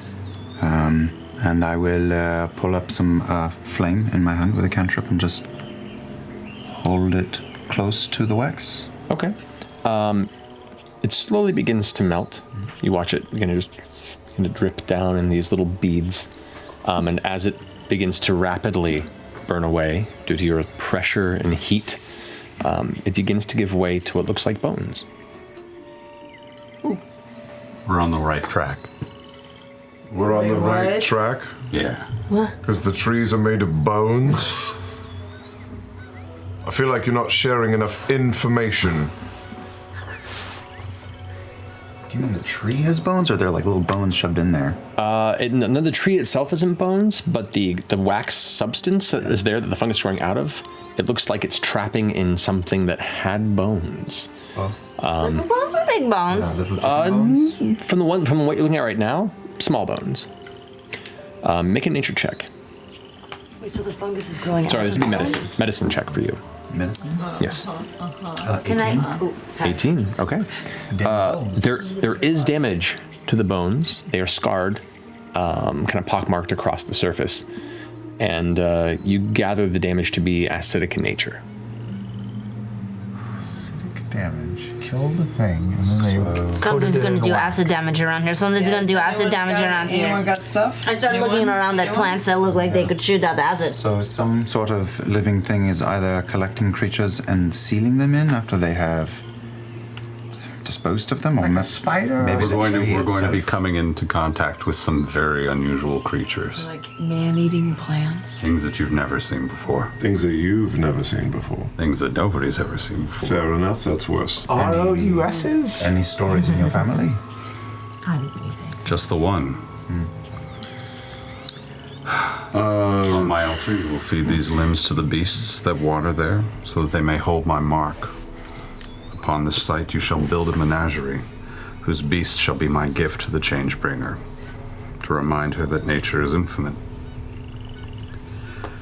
We're going to see some interesting things. Many of them possibly dangerous. Do we need to write stuff like that down for the traveler too? I mean, like some really It's cryptic, honestly like a good idea. It's like really good, like propaganda. That's good material. Yeah, it's not bad. Yeah, that was great. Will you help me? Because Did you really write did you that? write that Yeah. Of stuff? course not. These are the same stories that have been told in my family for generations. Yeah. The more should we just- highfalutin Should we you just are. say that we've had those for generations and share them with the rest of the people? 100. we Well, need to wait, get wait, them wait, first. wait, God, why do we keep doing? I'm Okay. keeping an eye out for whatever is being attracted by this terrible. No worries. The group gets louder. Continuing on from this point, you don't see them often. Like every 5 or so minutes, you'll see a few patches in an area. You do come. They look to be relatively small, and even the bones that you pulled from that, they look to be probably of a larger rodent, a vole, or some sort of a burrowing type rodent creature. You do about another hour or so into travel. Once again, you're beginning to sweat beneath your armor. It's uncomfortable, but you're still keeping vigilant. Just even your passive perception, you pick out, now that you know what to look for, one larger patch. It looks like a 4 foot by 3 foot patch that is actually kind of bulbous on the side of a tree that kind of sits where like some rocks are pressed into its base roots off to the side. The fungus is larger. It's the same type of fungus, but it's growing, and whereas previously it was small little stalks, some of them are like 3 inches in diameter. And the actual like ends, the caps are about that big. I'm keeping a resistance buff up as I walk. I recognize these things. Wait, what? Did we meet at Coachella? You can make a nature check. Are we from Instagram? Great feed. 10. 10. Sadly, you do not recognize these. Press On on. we go, I guess. Press on quietly. Keep an eye out. Could you, Ford, both make perception checks once more for me? Fuck you. Oh, fuck you. Oh no. 6. 16. 16. For me, that's terrible. Okay. What you do see, as you continue onward about 2 more hours, one, there are a number of living creatures in this jungle that you see shifting through the boughs, that you see fleeing as you approach, the heavy footfalls as you crunch through the undergrowth, kind of sending them scattering a bit. You're not being quiet. You're not clomping through to make noise, but you're not carefully, steadily going through necessarily, unless you want to begin to do so. But you can see the woodland creatures and the various denizens kind of scatter as they go. You begin to notice, beyond just these occasional patches, you begin to see what looks like strange piles of freshly turned earth, bright red, vibrant earth, impressive in size, like maybe 4 or 5 feet from end to end, about 2.5 feet tall. Like an anthill? Like an anthill type of a thing. Like you just come upon one just over cresting an area, you see it about 30, 35 feet ahead of you. You keep an eye on the ground. Is it shifting? It is not shifting. What about the canopy of branches above us?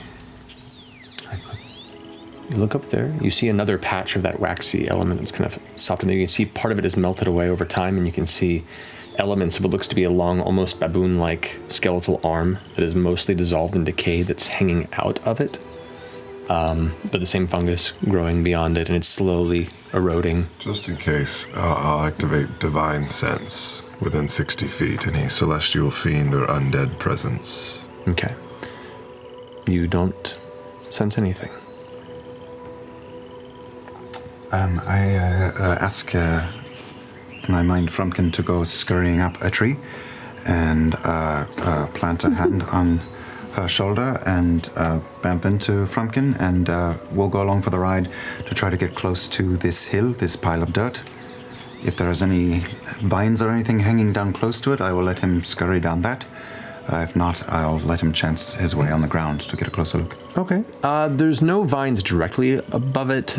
Well, there are a handful that are like kind of fallen, but none that would lead directly to it. Frumpkin would have to kind of leap down or probably step up towards it. Okay, but that's what we will do. Frumpkin, at a tree closest to it, goes down to it and begins to slowly creep up, and I tell him to look over and inside. Perception check on Frumpkin. I do.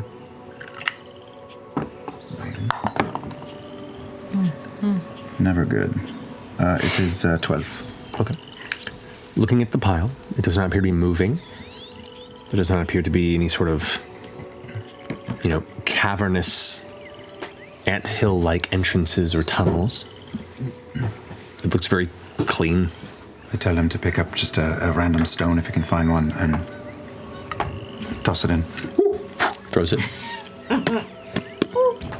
No reaction. I tell him to run into it and go around in a little circle and then scurry out. Okay. Runs back. Nothing. I summon him back. Mm-hmm. I just had a look. I thought that it maybe would swallow him up, but nothing like that happened. Good. Right? I don't think that's their purpose. What do you think their purpose is? I think their purpose is to either eat or digest what's already dead. Those mounds in front of us, they're earth, right? They're not like huge piles of shit.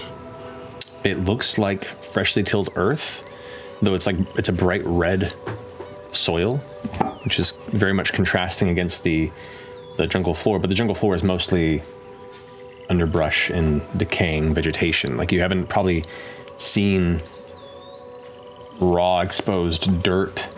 And if you have, it may have had a reddish tint, but it's been kind of a dirty red. This is very fresh, bright, vibrant, clean red. Can I just crouch down and just dig a little pit next to me and see if it's red underneath? Sure. Make a nature check.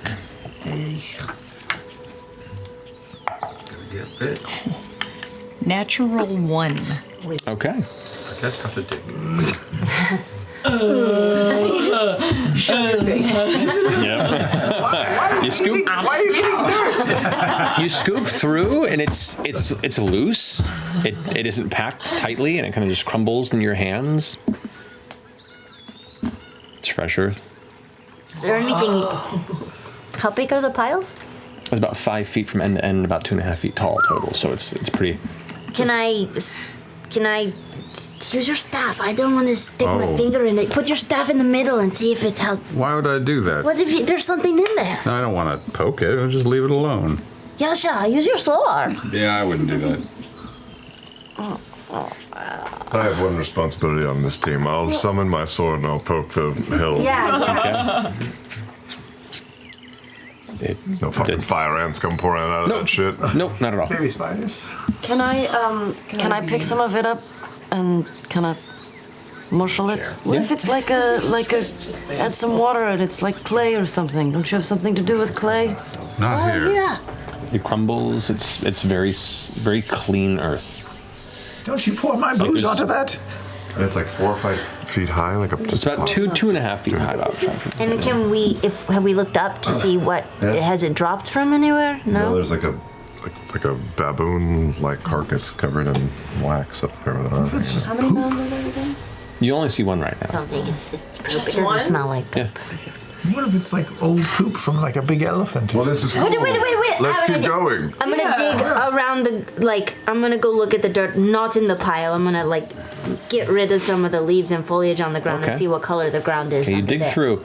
The earth itself beneath is a similar reddish color, but it's all very suffused with dead vegetation and grayish decaying matter and roots that are thick and thin, like a network of plant capillaries that are just heavily sifted through. It looks like it's the same earth, but the earth you see in this pile is clean. Clean dirt. Why would there be clean dirt here? Gotta be ants or something, right? Yeah. Oh, like giant ants. I'll also Yeah. cast see invisibility with the sword out. Okay. Just for the next hour. You got it. Just in case, because jungles are creepy as well. Okay. Let's just There's a lot of go Just keep going. around it. Yeah, keep going. And I'll be on the lookout for others. Okay. All right. So you guys continue to move forward. I swish my tail and try to bat some of it away as we walk past it. Scatters easily, as That's weird. loose dirt is wont to do. Continuing on, about another 15 or 20 or so minutes, you immediately see another mound, similar coloration of clean dirt, situated. And about 30 feet beyond that, you see a very large mass of this same waxy substance.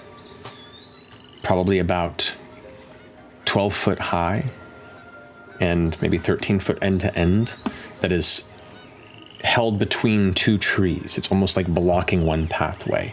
It is covered in fungus, heavy, large fungus. Elements of it have kind of spread onto the sides of the tree. Web? Or like a hive. Like a giant cocoon. It's. Whoa. Well, I look around and they're Anything like. with see invisibility or divine sense? Nothing with see invisibility, nothing with divine sense. Wasps, flying creatures, flying things, flying. Make a perception check. The dirt pile is the new chair. Why am I rolling like ball sacks tonight? 9. Ball sacks roll. Like very well. garbage. Clearly, they have no grip. They actually do have. I don't know. There's I don't have one. Depends on how well it's kept. I can do Kegels. It's not bad. It's not bad grip. Listen. Shit's devolving. Anyway, What is it? you don't see anything wasp-like. You don't see any nests or hives or anything in the vicinity. Just the standard continuing growth. But the fungus is growing more dense in some places. You can see smaller patches of this wax, not one large cocoon-type wax structure that you can see between the two trees. Somebody light that thing up. Ooh, maybe just like a little bit of fire to see like how the wax is when it melts. That seems. Well, I could go more precise, but I would have to get right up to it, or I could throw a little bit from a distance. From a distance. Well, maybe don't do like the middle of it or anything. Just like look for a little open patch of wax and see what it does. You know. We're just gonna burn a bee's nest? A cocoon of some sort? Seems like a foolish thing to do. Is decomposed touch, or is there some distance to it? If you want to look it up real fast, you have to check. That's actually a very fair point. Just look it up because I have a thing. Testicle. Stop. God damn it, you guys. It's touched. Never mind. Scroll. Yeah. And there's no movement coming from any of this. There's no shifting. Not that you can tell, no. And the dirt pile. What if there's like, are there any holes in the ground that we can see where like the dirt would have come from, like it's been displaced? Around it? Not necessarily. What if I go over and I move the dirt out of the way? Is there a hole in the ground? Jester walks up to the mound and starts like shifting large amounts of the dirt out of the way.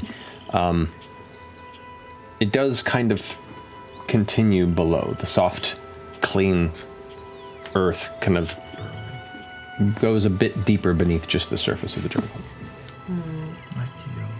Oh. I'm gonna go over and help her. Okay. Kind of just Push back quite a bit. It takes you a little while to do so, probably about 20 or so minutes to kind of fully remove it from the top. Is to it the two all of you. just red, or is there any other color? It's all red, and it's all clean. It is lacking in any sort of the other bits of vegetation and organic matter that you see suffuse the dirt around it and the ground. Does it smell like regular old dirt? It does. It does. When I touch it, if I put my hand into it and I cast decompose, do I feel any? Nothing. It is pure, clean, red earth. I wonder if we are dealing with some sort of oversized earthworm or the like, chewing its way through and cleaning what it leaves behind. I don't. Maybe not. It goes down a bit. You dug in a ways. Yeah, we got pretty far. Wonder what would happen if you got in it. That far down? Oh, far down? I mean, you get down about 3 feet and it's still going. Whoa. And we cannot make out what is in this giant gob of wax you have described here.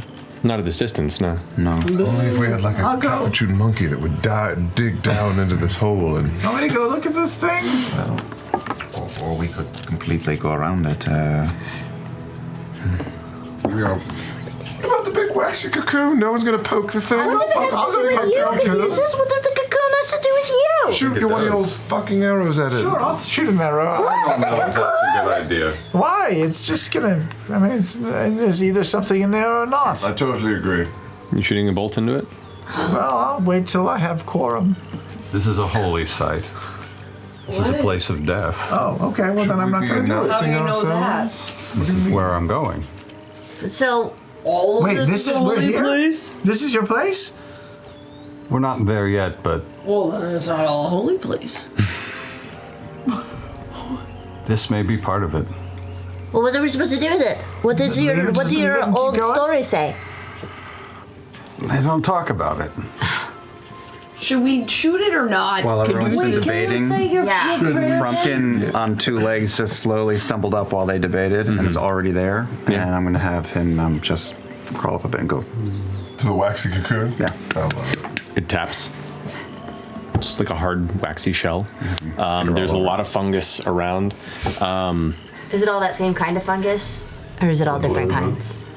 It's the same kind of like purplish blue fungus, just much larger, and it's in patches. It's not completely covering it, but a lot of it, probably about 60 or 70% of it is covered by the. I'm going to walk up to a little bit of it and put out my staff.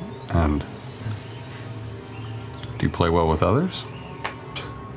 I'm going to invite it into my staff to see if they get along. It doesn't seem to respond. Interesting. Oh, well. And it doesn't respond to Frumpkin skittering all over it, knocking on it. Soiled His little again. monkey paws. Frumpkin has been skittering kind of through. Do you want Frumpkin to like physically jostle the fungus? He could cover it up and just give a little. Okay. See if it does anything. Frumpkin gives a heavy jostle to one of the larger mushrooms, like the caps there, and it kind of pulls back in a little bit, kind of recoils slightly. Yeah. And then this cloud of spores kind of Caduceus? comes out for about a 3 or 4 foot range from that cap. Caduceus? Go ahead and roll a Constitution saving throw for Frumpkin. Oh, sure. That'll go well. We're not by these spores, right? We're not close to the spores. Don't irritate the fungus. Please don't turn us into clickers. Constitution, you say? Yeah. 10. 10. Frumpkin is poisoned. Poison? Aw. Does it take any instant damage or is No it just, damage. Okay. It's just poison. Oh, is he gonna poof in like 6 seconds? No, if there's no damage, is it not? There's Some poison does make you poop in like 6 seconds. There is talk of an oasis in a red and gold veined cave. Red and gold. Maybe this is what that's from. They're just stories. That's the trouble. I've never seen it Don't personally. oases usually have water? They do. But red and gold? Red and gold. I don't see any gold though. But red like the soil? red like the soil. What if we melt the wax and it turns like yellow? I don't think that's. I don't know. She's got a point. Isn't it a problem if Frumpkin is poisoned? I mean, Well, he has never been poisoned. I don't know. Are you okay?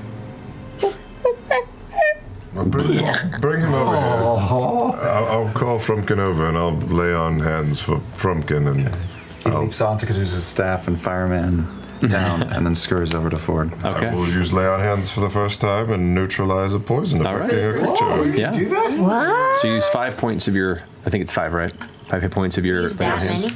How many times can you do that a day? Twice, technically, I think. So it's 5 You per level. wasted it on Frumpkin. What if one of us gets poisoned? He's an animal lover. Frumpkin takes chances. I like that. Sprinkle. Go check out that waxy stuff.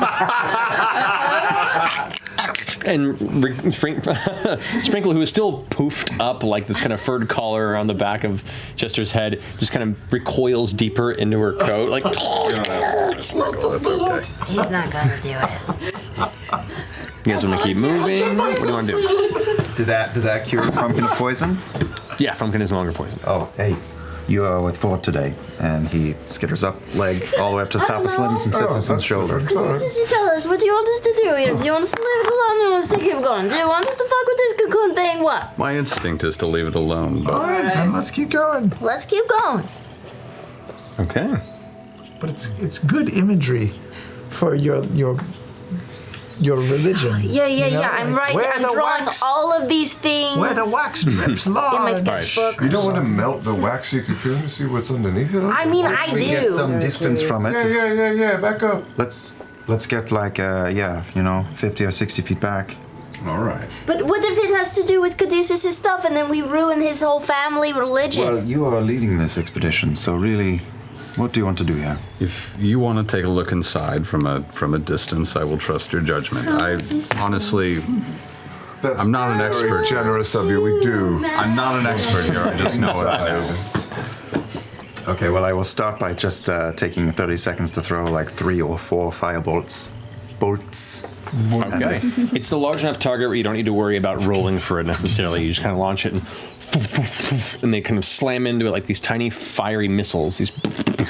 As it impacts, the first one hits kind of further up and exposes some of the wax. Immediately kind of breaks off and melts at the same time. You can see a bit of kind of darker, kind of reddish brown fur exposed, though matted.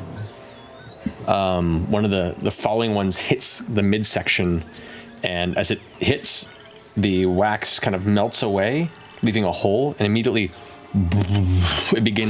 some liquid begins to just pour out of it. Some kind of like mildly greenish, kind of blackish, thick sludge-like liquid that's kind of spilling out of the hole down the side of the wax over the mushrooms and kind of down.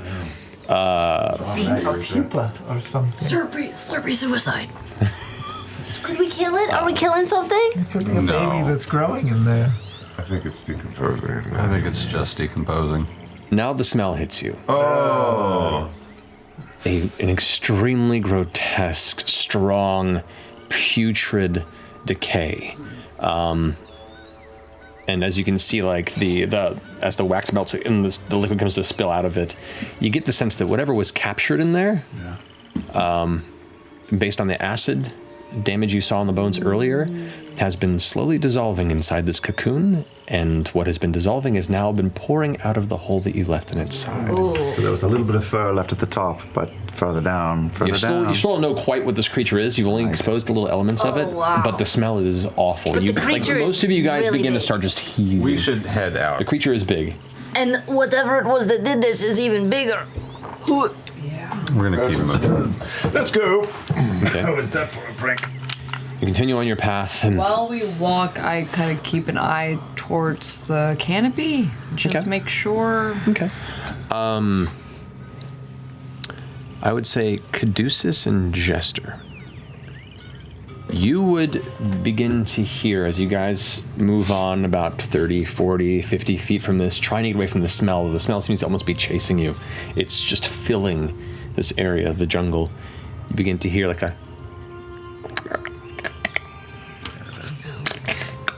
Oh no.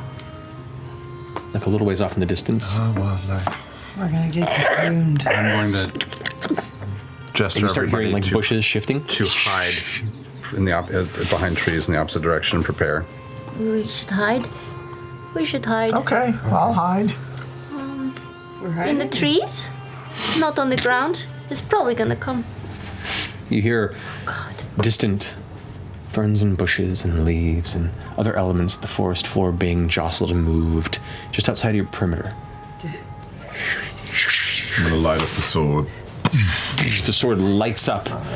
You hear like a heavy wood sound, and you see just out of the right side of where you are, Caduceus, you see these kind of bladed legs climb up the side of a tree and just curve around to look. You see what looks to be roughly the size of a wolverine or a large badger, but its body is this kind of chitinous insect-like plates, pale white, almost translucent.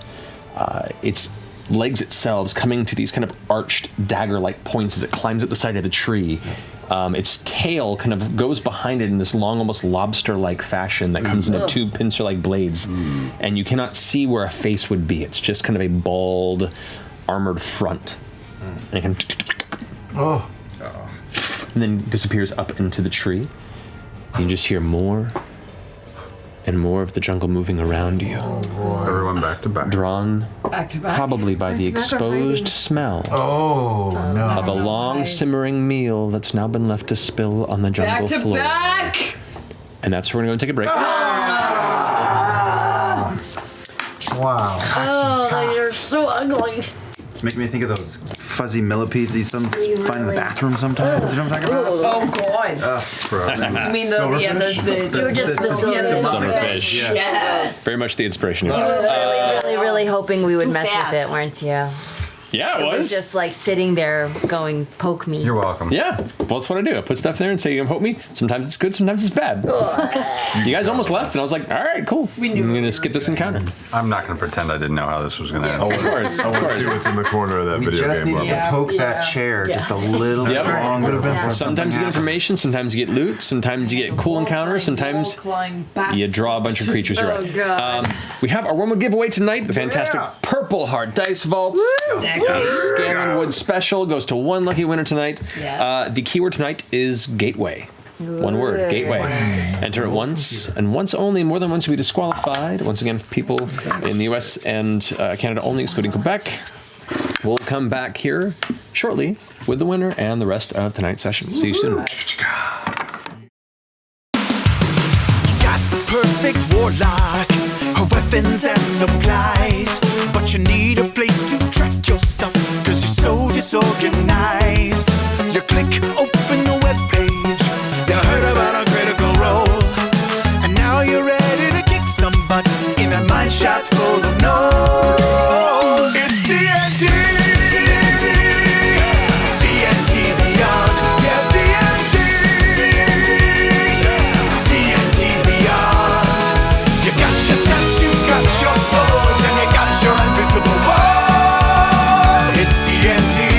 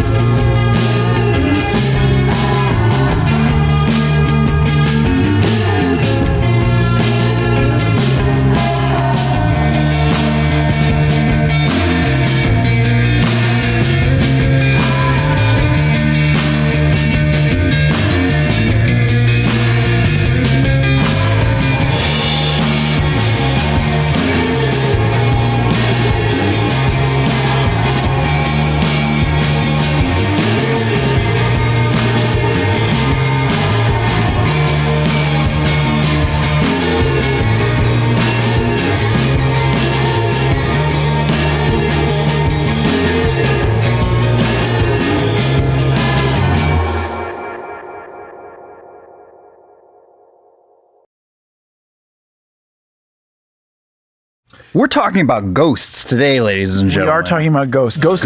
Otherworldly. Ghost. Forget ghosts, but this is the real There is. ghosts. They got some ghosts. Ghost. Lionel Richie's pre-ghost. Ghosts? Yes. Ghosts. Yes. Ghost. Ghost. That's a ghost. That's a ghost. That's a ghost. There's a ghost. There's a ghost. There's a ghost. No. Ghosts. Ghosts don't like complete sentences. Ghost. Ghost cigarettes before. Ghost. What do I do? Ghost. Ghost. You ran right through it. I killed a ghost. You killed the ghost. Is he still there? I killed a ghost.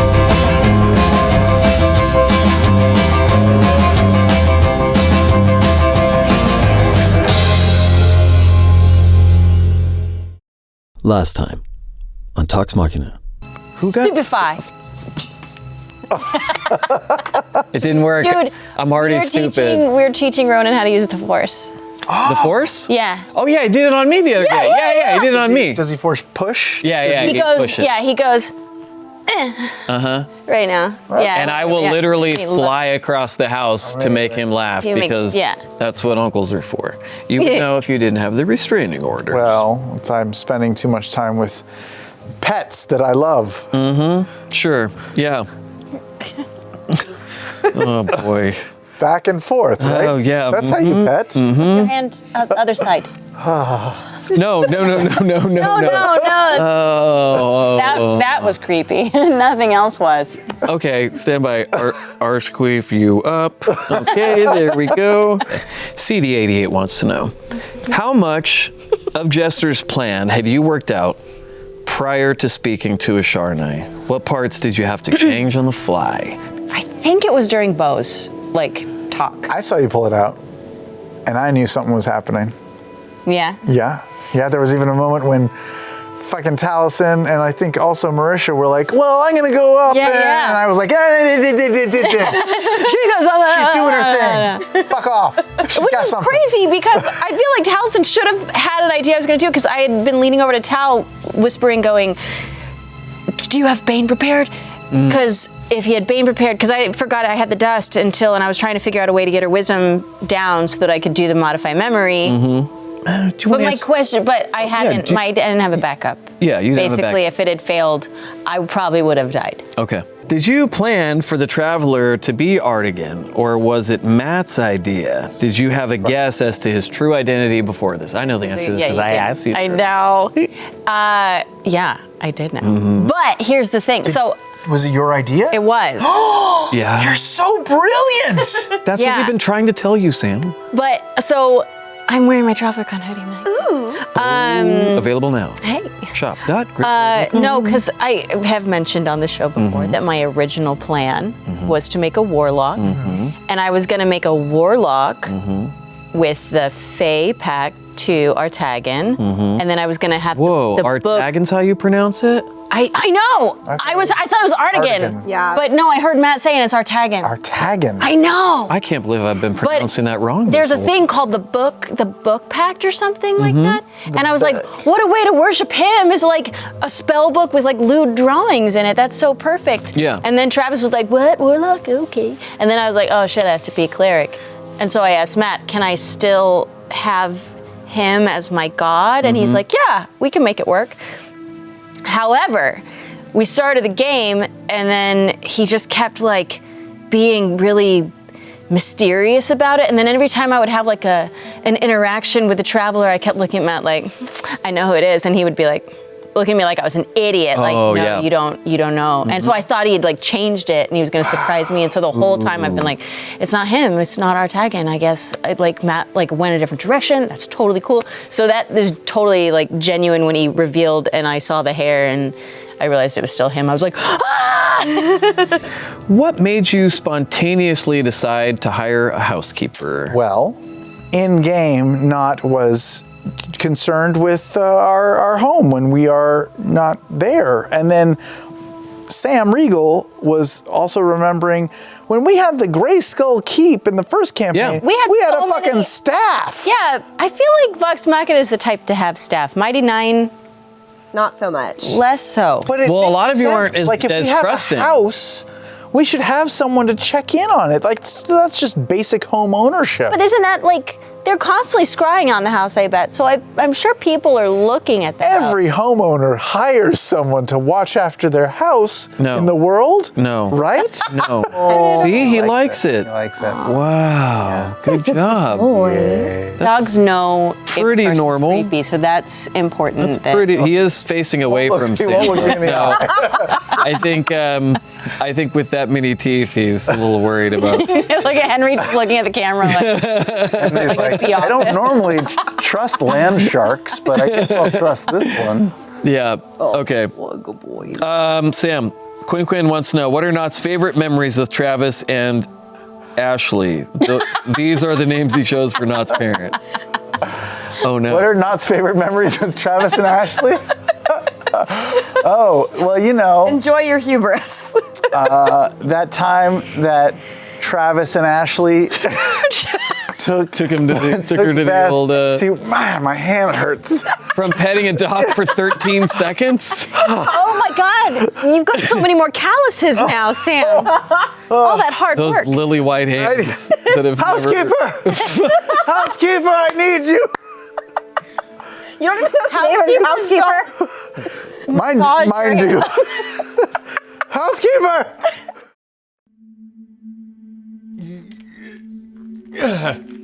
Oh. Would you look at that? I think it worked. You were right, Pumat number 3. All we had to do was invoke that subscription cantrip. Pumat number 3? Oh boy.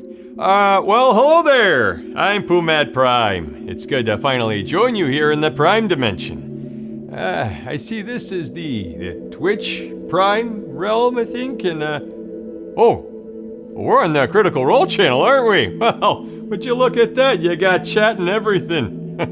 Respectfully, I was looking for the Prime Rib realm, but this isn't too bad. You see, if you already have access to the Amazon Prime realm, you can get a free subscription to the channel of your choice in the Twitch Prime realm. The two realms have a pretty good working relationship after that peace treaty the Prime Minister signed a few years back. You just have to remember to renew your Twitch Prime subscription at the top of each month, respectfully. And hey, if you're already a subscriber, you can spread the joy by gifting a subscription using the Gift a Sub button. That is, assuming the Empire hasn't sent a tax man to your shop here recently. Alright, well, off to find that darn elusive Prime Rib realm. Who knew the Prime Dimension had so many pockets? Good luck!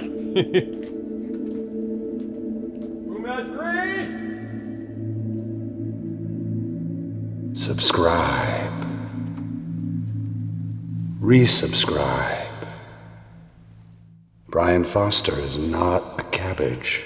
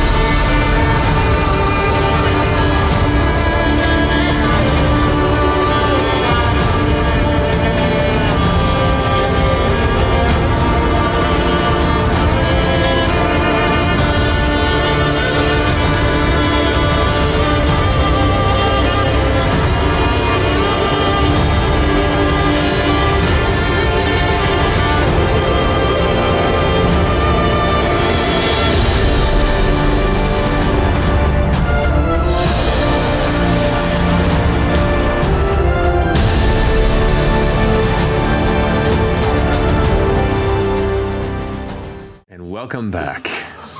You're getting lazy. I wanted that one to hang. Good.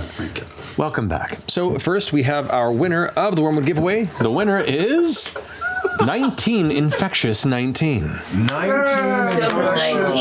19 Infectious 19. Congratulations. We'll get that sent to you ASAP. That was a good year. It was. Like we just said Beetlejuice's name twice. Oh my god. So, you guys have gathered back to back. Aside from Not, who roll stealth for me? Oh yeah. Does she have advantage in her traveler illusory cloak? She has advantage because of her cloak anyway. Right, it's because of the cloak. It was, why can't I find stealth? Oh, there it is. 24.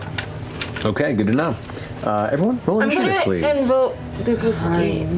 I was gonna do that as they were coming up, but it's fine if I didn't say it. I'll say no. I'll say roll initiative. Are we all rolling initiative? You're all rolling initiative. I'll see. I love You won't be. Okay, all right. 25 to 20. 24. I want to dry erase. Oh. Missing for a bit. 20 to 15. 17. Am I the highest? No, Bo is the highest. But All right. 15 to 10. 10. 8. oof. Wow, what the fuck, you guys? All right. 10 to 5. Oh, 7. Excuse me. 6. You did it. 6. Are we both 6? Yeah. Shit. All right. Who has the higher dexterity? Yeah. My dex is 12. And what did you roll, Yasha? I rolled a Where I 10. like always am. All righty. 100%. So, beginning at this, you've only seen one of these creatures that climbed up into this tree. Bo, you're up. Oh boy, Z's. Okay. He went up here. Up into this tree, right here. Into that tree? Do I go after him? Okay. Yeah. Fuck it. Let's just go for it. Let's just go up the tree. What? Yes. Yeah. Back to back, Bo, back to. All right. I want to see what it is. Okay. As you rush past and head up in the tree. Oh, stop. One way to peek.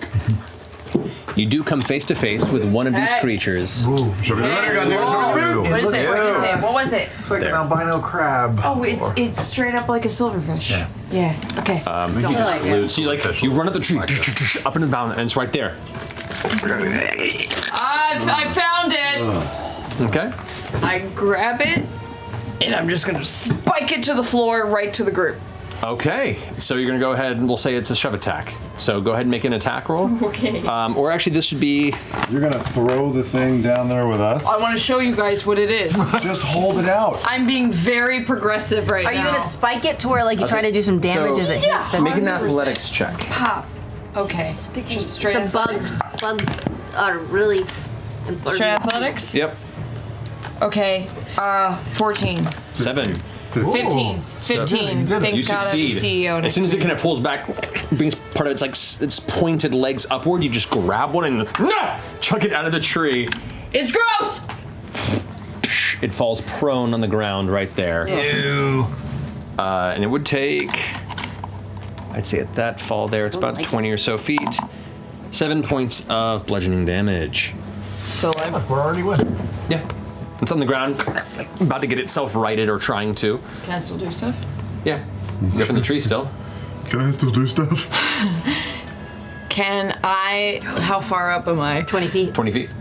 Can But you I? moved 10 feet to get there. Yeah, So you've used Straight 30 up. feet of your movement. Can I like vault off the ropes, the tree, and like backflip and then like people's elbow down into the silverfish? I'll allow it, yeah. Oh, yeah. So roll an acrobatics check.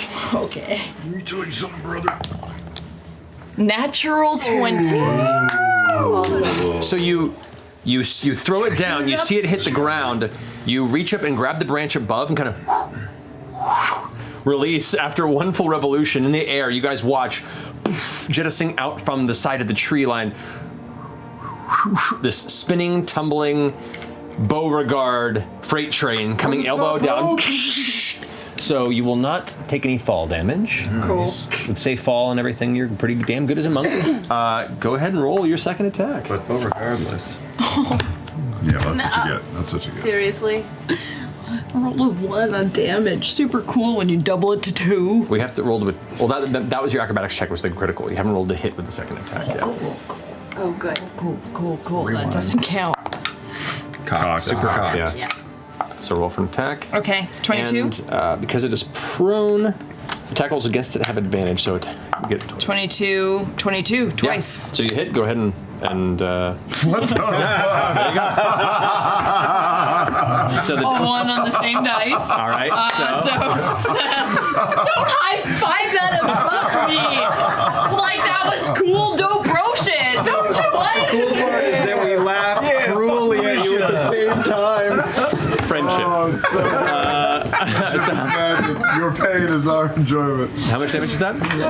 7. See, we feel better because you feel worse. Yeah, it's a Schadenfreude. I get it. So, wham! Landing and like slamming your elbow into the bottom of its exposed carpus underneath. It kind of like pulls back and its legs curl in. You withdraw and get back to your feet. You still have your bonus action. Oh, okay. Pop, flurry of blows. Go for it. Okay, first one is 26, second one is 12. 12 misses. Okay. Good to know. 9 damage. 9 damage. Alrighty, so after you get it from the elbow, you bring your leg up and do an axe kick down onto it. Crack! It hits and kind of sits there shrieking in its space. You pull your leg up and it pulls away, and your second impact ends up hitting the dirt below it, the soft kind of impact against the rotted floor. You do, however, as part of the extract aspects, you got a quick glance as after the second impact, your key kind of went into it and you're able to read its body essence. It is resistant to acid and necrotic damage, and it is immune to being frightened or charmed. Okay. I communicate that. All right, Bo, that finishes your turn. Ford, you're up. It's still prone, correct? The white scorpion is... It is still prone. It's still prone. I will take 2 swings at it with the Star Razor. right. With advantage, yes? Yep, are you moving over into this space here, or are you moving through to this side? I'll go over to that other side. I like the Over here? foliage. No, I'm sorry, where you were before. Yes. gotcha. I like the foliage is so thick that it's genuinely hard to see, in like a good way. Yeah, make it work for it, yeah? I like it. First one is a 26. This is with advantage, too, because it's prone. Yes. Yeah. 26. Hits. And the second one is a 24. Both hit. Great. So we'll roll 1d10. That's, yeah, okay. That's 16 points of slashing damage. And That's the old 15 points. All right. So 31 total. So you rush past, striking once with the blade as it swings through. You can see it cuts open its outer shell, kind of exposing a deeper kind of purplish type musculature underneath the armor. And you bring the blade down, thrusting it into the weak space, and turn the blade. And as it does, the arms all curl in, and it is dead. Nice. That was easy. Easy encounter. One dead. Wonderful. We'll take a long rest. Yes. All right, cool, guys. Well, thanks. Does any liquid come out of the creature of any color, viscous form, anything like that? Not similar kind of purplish fluid as its blood as its interior. But you hear that sound still sifting off the jungle around you. Cool. So is that your turn? Yes, that's my turn. No bonus action. Okay. Now, you've seen the color of that creature, that like eerie, kind of creepy, pale white, kind of milky texture to its body and shell. You now see more of it, dots of it, moving through the underbrush. And you hear them communicating and clicking. And they begin to rush forward. Oh no. They're so close already. How did they get here? They go on Ford after Ford's turn, I guess? They do. You guys rolled really shitty initiative, and they rolled decently. Yes, we did. Because they're pretty quick. Oh man, there's so many of them. Yep. There's 2. Alrighty. So, Okay. these two here are going to use their Wax Tomb ability. Wax tomb? Oh, noes. 15 for Kona, that's... Back to back was a very bad idea. Back to Ford, back was a terrible Caduceus, idea. Beauregard, and Jester. I need you all to make a dexterity saving throw, please. Jean-Pierre. I'm burning my... I do like Jean-Pierre, but I thought that was a bit... Saving throw extra. Ooh. 20. 20. You take 7 points of acid damage and are not restrained. Hey, that's Beauregard. 12. 12. You take 14 points of acid damage and you are restrained. You can see as they vomit outward this kind of thick, almost steaming, viscous liquid. As it kind of splatters, it hardens into a wax-like shell. And you are currently like kind of stapled to the log behind you in the ground, and your legs are stuck to the ground, and you're like having to try and pull and break out of it as it's hardening around you, burning you and holding you in place. Jester? Dexterity? Yes. 10. 10. You also take 17 points of acid damage, and you are also restrained, held in place by the waxy substance. Caduceus? 16. 16. You take 7 points, and you are not restrained. 7 points of acid damage. This guy here is going to spray this way. Oh boy, they've all got it. Damn it. I need Yasha, Caleb, Caduceus, Ford, and Jester to all roll another dexterity saving throw. A lot of these. Natural 20! Another You dex save? have disadvantage, Jester. So I don't suppose I get to knock one of these. Okay. 16. 16. That is, another 7 points of acid damage, and you are not restrained. Natural 20. Natural 20. 7 points, not restrained. 15. 15. 7 points. You are still restrained. Natural 20, 21. Whoa. Nice. 7 points of acid damage. Nice. 22. Great. 7 points of acid damage. Do that every time. Nice. Just 3 more. I cannot believe we did this to ourselves right now. These two are pincer attacking on Caleb. Oh, good. And with pack tactics, they have advantage on their attacks. Bite and a claw attack against you, Caleb. Okay. That is a 14. Does not hit. And that is a 21. Hits. All right. It tries, you watch that, where you didn't see the face before, it was kind of like this solid shell. Underneath, these two kind of jaw-like pincers rear up, and it kind of folds open underneath, revealing a bladed jaw that's normally hidden and folded inward. It tries to bite towards you, and you hold it back with your foot, and as you kick it away, one of its slicing kind of claws scrapes the back of your leg, and you take 14 points of slashing damage. The other one now, as you back up, there's one right behind you. Good. And that's going to be a 25 to hit. That hits. And an 18 to hit. Shield. All right. The shield goes up. It attempts to bite towards you. The secondary one, its jaw is open. Okay. And that is 7 points of piercing damage plus 8 points of acid damage. Whoa. As its jaws sink into the side of your elbow and arm, and you have to rip your arm away from it as it begins to dissolve and eat the inside of your arm. It attempts now to claw at you, and you put the shield up, ends up knocking it back with a flash of arcane resistance as you kind of pull back, clutching your elbow. And the last one's going to be attacking you, Beauregard. It has advantage because you are restrained. That is going to be a 14 to hit. Miss. And a 20 to hit. Hits. All right. Its claws come at you for 14 points of slashing damage. You're trying to pull away, and it bites at you. You manage to push it just back with one free arm, but it manages to scrape across your forearm with both of its front blades. Blood now pouring out of your forearm as you kind of withdraw yourself, trying to break free. That finishes their turn.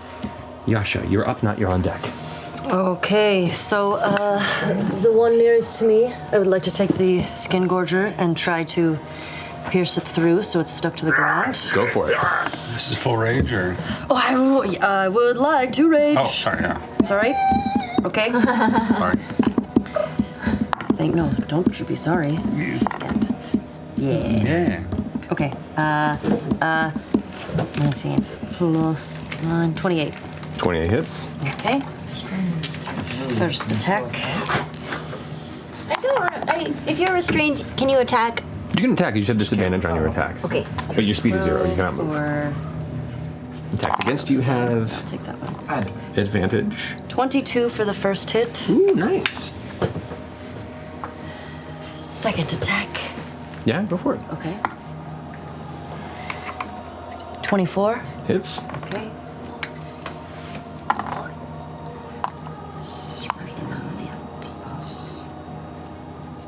15 points of damage. 15 points of damage. This one, after it sprayed this thick, sticky fluid onto your friends that kind of set them on the ground, the steam rising up as it burns and hardens. You come back and swipe once with a skin gorger, cutting into its body. The second time, you split it in half. Yeah. And then both sides kind of crawl for a second before going still. Oh, I hate these things. You still have your movement if you want. And you are not currently engaged with any of them. You killed the one that was next to you. There's no way the blood acts as a Okay, I will move a little bit to the other side Over here? of the one closest to me. Sorry. So over here? Yes. Yeah. Alrighty. So you go ahead and move the Maybe flank not of right one. by the stinger, but. Right there? Yeah. Okay, you got it. Still flanking though. Yeah, still flanking with forward. Yeah. Finishes Yasha's go. Now you're up, Caleb. You're on deck. Yeah. From the cover of the underbrush, I will fire a crossbow bolt at the one next to Caleb. Before that happens, you're sitting there hiding right next to these mushrooms, and as you're getting your bolt ready, the one next to you kind of releases a cloud of spores. Make a Constitution saving throw at the start of your turn. Near them. Oh no, Bo, you're by one too. 6. You are poisoned. You can make your attack. You are hidden, but you are poisoned, so it makes it a single roll. It does not have advantage. But what are you attacking? I'm attacking the one next to Caleb, but if I'm rolling at disadvantage, it is not a sneak attack. Well, it's advantage because it doesn't know it's there. It doesn't know you're there because you were hidden. So it's just a straight roll. And even so, because it's adjacent to one of your allies, it still would be sneak attack damage. Should I get just poison condition, or do I take damage? No damage, just poison condition. Which means your attacks and. All right, 25 to hit. That hits, yeah. So roll sneak attack. Not great. Not great. Yeah. 12, 17, 22 plus 6 is 28. 28 points of damage. I don't think I get Fury of the Small because they are small. They are considered medium creatures. Oh. Sweet. So I could. Nah. Okay. As you cough for a second and release the bolt from your crossbow, it sticks in the back of the creature, it kind of curls onto its side, and then jumps back in place, kind of skittering to see where it came from. Doesn't quite seem to notice where you are, but it's still alive. Your bonus action still. I will fire again at it. Go for it. And now this is a disadvantage. Correct, because you are no longer hidden. Okay, still 24. Still hits. Okay. And another 11 points of damage. 11 points of damage. You sink this one into where its head would be, though its jaws are no longer exposed, and as it sinks in, it kind of just onto the ground, no longer moving. I will leave that cover place. I don't want to be more poisoned. Can you be more poisoned? Only one way to find out. I will leave. Where are you going? And run over behind Yasha. Okay, move over in that space there. Alrighty, you got it. That finishes your turn? Yep. Caleb, you're up. Jester, you're on deck. Okay. Okay. I stumbled back totally wrecked from the thing that attacked me, pulling increments out of my bag, and iron dust goes to the air, and I pull my hands apart, and Beauregard doubles in size, hopefully breaking out of whatever she is in. I will say that she doubles in because size. it makes sense, yeah. Thematically, yeah. So you pushing back the rotted log behind you, it kind of rolls, exposing a bunch of the earth beneath it, and you see dozens of insects scatter from underneath the wet, exposed earth that was beneath the log. And there you are. And I am going to chance a hit and try to get away from the thing and go up by those mushrooms. Up here? There, yeah. All right, so 5, 10, 15, 20 over here. Yeah, that's good. Alrighty. It's gonna go ahead and take a swipe at you. We'll say with its bite, yes. Is this till the end of your next turn or the beginning of your next turn? Oh, jeez. Double check that. You've never asked me that question before. Until the start of your next turn. So you no longer have shield. Oh, okay. That is going to be a 21 to hit. That hits. All right. So you take 13 points of piercing damage.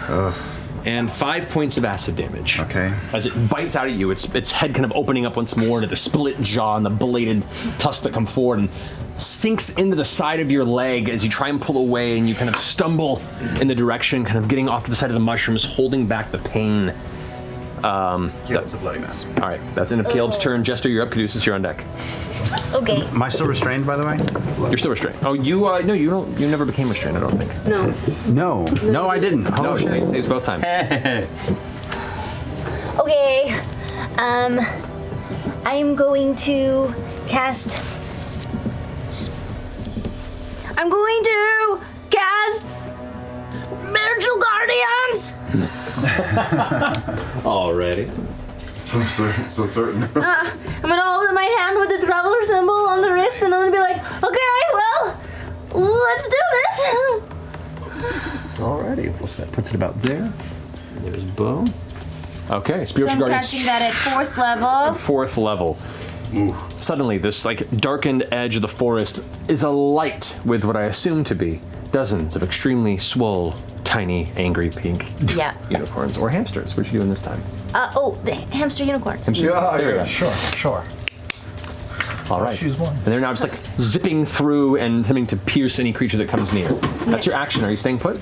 Well, can I try to? Oh no, you're restrained. Yeah, can I try It's an to? action to try and break free. Spend your I action to cast, so you are remaining. Cool. Is that your turn? I mean, I guess so. All right, Caduceus, you're up. Beauregard, you're on deck. I'm gonna do an old favorite. Am I? Can I touch Beauregard without triggering an attack from any of these creatures? Yeah, you're right next to her. She's just much bigger right now. This is gonna be funny. Holy weapon. I hope I don't fuck this up. Okay. I was trying to think of something I haven't done in a while. I haven't done that in a while. Yeah. All right, Caduceus is concentration. What you getting? Jester is concentration. You get an extra 2d8. Actually, that's a bonus action too, which is kind of crazy. And I'll put this on on Beauregard as a reminder of the holy weapon. You just can't do any of the spells. Yeah, I still haven't. I can do a cantrip or a So I'm going to use my cantrip to. I can Sacred Flame still, since that's an action. That was a bonus action. That's a cantrip. So. Can I Sacred? That's a cantrip and a spell, or no? No, the spell and a cantrip you can do. Okay. Sacred Flame is an action, though, not a bonus action. It's a bonus action. No, not Sacred Flame is an action. Correct. But Holy Weapon's a bonus action. Oh, then you could definitely. My life. Hell yeah. I know. What are you Sacred Flaming? Well, is anything? Who's threatening Caleb? No. Right now, Caleb ran off to the side. He's hurt, but he's run off. Pretty hurt. I'll do the one that's in front of me. That's not going to get attacked by Yasha, and I'm going to do the one that's behind me right there. You got I'm just going to give it a little Sacred Flame. Dexterity saving throw. Oh man, that rolled shitty. That's an 8. Oh, so you take. Oh shit! I do a lot of damage on this thing. Is that right? Man, it's been a while. 3d8 apparently. Cantrips. That's terrible. 14 points of radiant damage. 14 points of radiant damage. The radiant flame burns around its body. It kind of shrinks back. You can hear kind of like the squeaking sound of some of its armored shell kind of squeezing a little bit. And back off, buddy. It's still standing there. Yeah, and I'm just gonna keep where I am. All right, you got it. Caduceus' turn is done. At the top of the round, Bo, before you go, the skittering sounds continue to grow while they're not taking their turn yet. Oh man, more? More begin to appear out of the nearby brush. God, what nose. O's nose. Oh no! Great. Oh no! It's not Wait! What? There we go. This could be bad. They haven't taken their turn yet. Badly. Bo, you're up. Your fists are glowing with radiant, divine, Melora the Wild Mother blessed energy. You can feel kind of the vibration between your fingers. I kind of spin my staff with a flourish like a holy radiant windmill. Sure. And then I don't use my staff, and it just starts stomping silverfish. All right. Yeah. To the one right in front of you there. And then the one over there.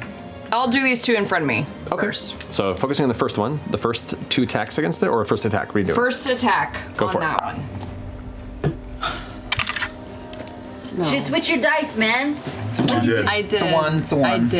I did. You bring your 11. foot up, and as you stomp downward, immediately skitters up out of the way, and your foot hits the ground, sending dirt and bits of leaf and vine up in the air around it. And as you look down, it's just beyond the reach of your foot. Fucking dick. Second Hit attack. it again. 16. 16, just hits. Okay, that's the magic number. Yeah, cool. Plus, wait, these are all these. Wait, these are all these. Is that plus your 2d8? Hang on. 6 plus 2, 6, 7, 8, plus another 8 is 16, plus another 2 is 18. 18 points of damage. Yeah. Already. So the second time you do stomp down, and it ends up pinning it to the ground, and you feel its body give a little bit, and it cracks, and its legs kind of skitter for a bit. It's hurt.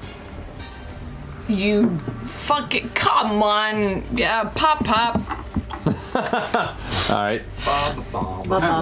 So you're same guy? First one towards him, same guy. Yep. You're just focusing on the one dude right now. Yeah. 26. That hits. You can go roll damage.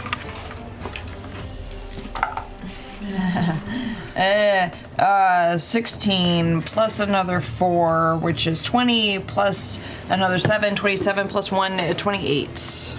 28 against that one. All right. Before I forget, because I should remember this, make a Constitution saving throw for me. Save? Yeah.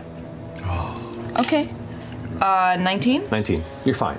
The mushroom next to you releases spores around, and your large self kind of coughs for a second, but you're Resistant to poison, too. resistant to poison. It doesn't have an effect on you. Monk shit. That's right, because you're immune to poison. So you're like, I'm good. whatever, you're fine. I'm like, my high school days. Right. So as you stomp down, Thank you. that second hit Thank you. actively splatters that one with the final hit. So like you miss it once, you hit it a second time, you pull up for a third hit, the second hit kind of cracks, and you pull up your foot one final bit, and it's like, and you just scatters and splatters against the floor nearby. Nice. One more? So with the holy weapon stuff, right? You still have one more attack. Yeah. Yeah. So there's one more left right there that's adjacent to you. Pop. Cock. 18. 18 hits. Crack-a-doom. 6 plus 10 plus 14 plus another 4, 28. Or no, 18. 18 points of damage in the second hit. This one tries to skitter away, and you reach down and stomp onto it, pushing it into the ground. 2 of its legs kind of snap off and are left behind. As you pull your foot back, it's still holding on. It's really, really hurt. What? It's just one little bug? Cockroaches, man. These things are pretty big. All right. That finishes your turn, Bo? Yeah. Ford, you're up. I will send an Eldritch Blast towards the one that Bo is trying to finish off. Go for it. One single blast towards that. That is 20 to hit. 20 hits. Go to roll damage.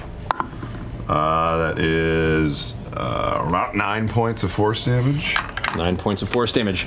As it tries to pull away and climb the tree away from Beauregard, wounded with its remaining legs, as it skitters at the side, you kind of aim and throw the Eldritch Blast. It slams into it and kind of cracks it open into 2 sides as it slides down the tree dead. I will you have a second blast to throw? Sneak a peek. I don't think I can see that one up on the ledge from line of sight. Right there? There's one right in front of you. You can see these. You can see these 2 right here. There's one under here. There's one like right in and one up top there. Yep. I can't see it. Yeah, can I try and shoot the one that's right in front of me? Yeah, go for it. Well, it's right there.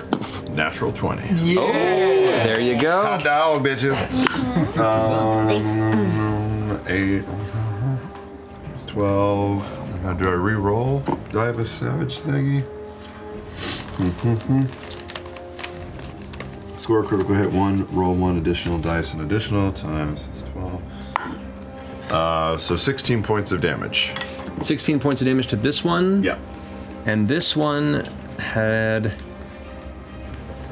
this one been previously hurt there? I don't think that so. one had, yeah. So 16 points on that. All right, so as you blast that one with the Eldritch Blast over top, it impacts, leaving this like harsh burn mark on its top side, but it's still standing. Okay, that's my turn. All right, now it's their turn. Stand and he takes 48 of damage. Yeah, all the ones within the circle take damage. Yep. Let me first see what they do. 35. And once they're in the circle, they are half speed. Right, so he would only get to there then. Bad for you, Caduceus. Nah. I'm just adjusting that properly. There we go. This one here is going to skitter up into range. This one. Oh boy. Move These are here gross. next to boat. And this one here. So also focus on Beauregard. You're the big target. Yeah, no, it's fine. All right, so the one that's going against Caleb, who Caleb doesn't see yet, is kind of blocking behind the mushrooms there. Are you gonna attack now, dude? Yep. That is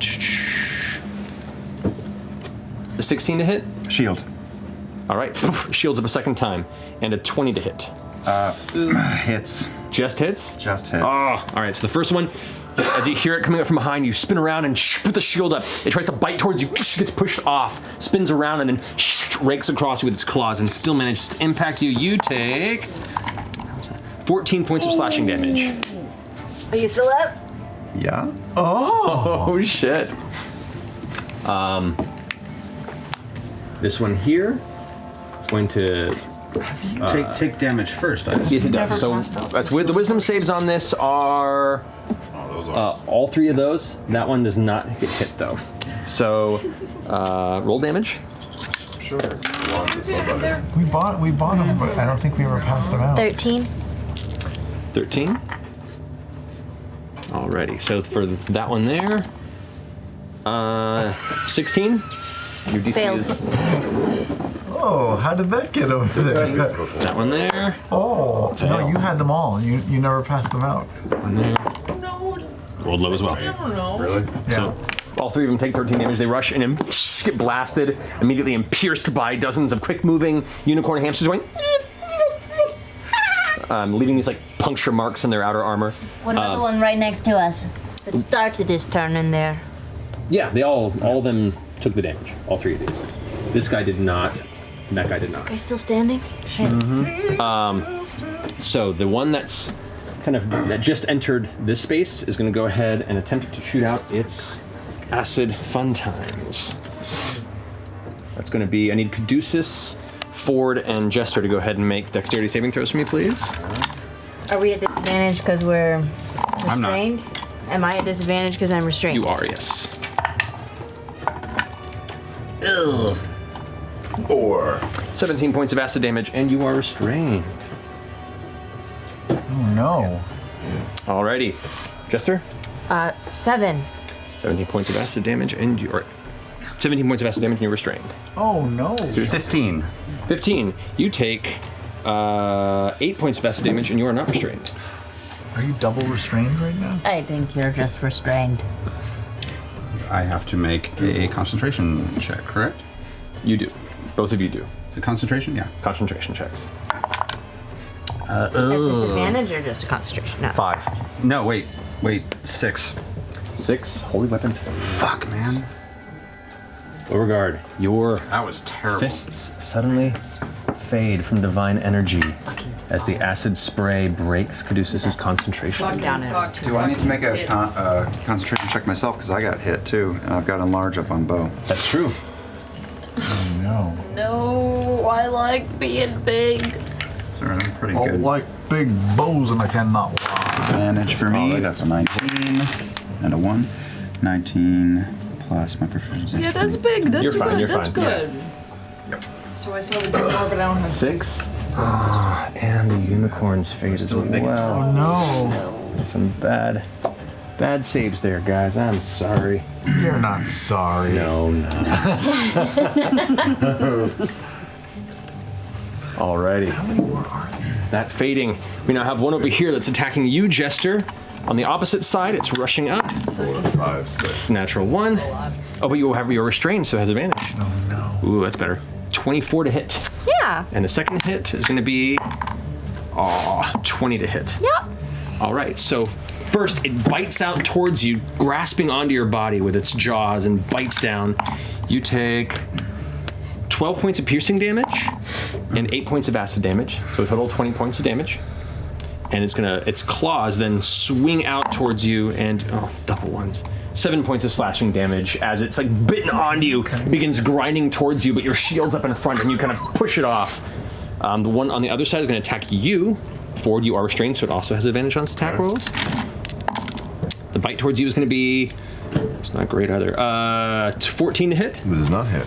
You managed to push it away with your shield. It's going to attempt to go with you with its claws for 14 again. Misses. With advantage. So both attacks, you're going to like push it away, kick it back. Can't even get close enough to actually get impact on you. The other two are attacking you, Beauregard. Actually, because you're big, that one's going to go ahead and spray you.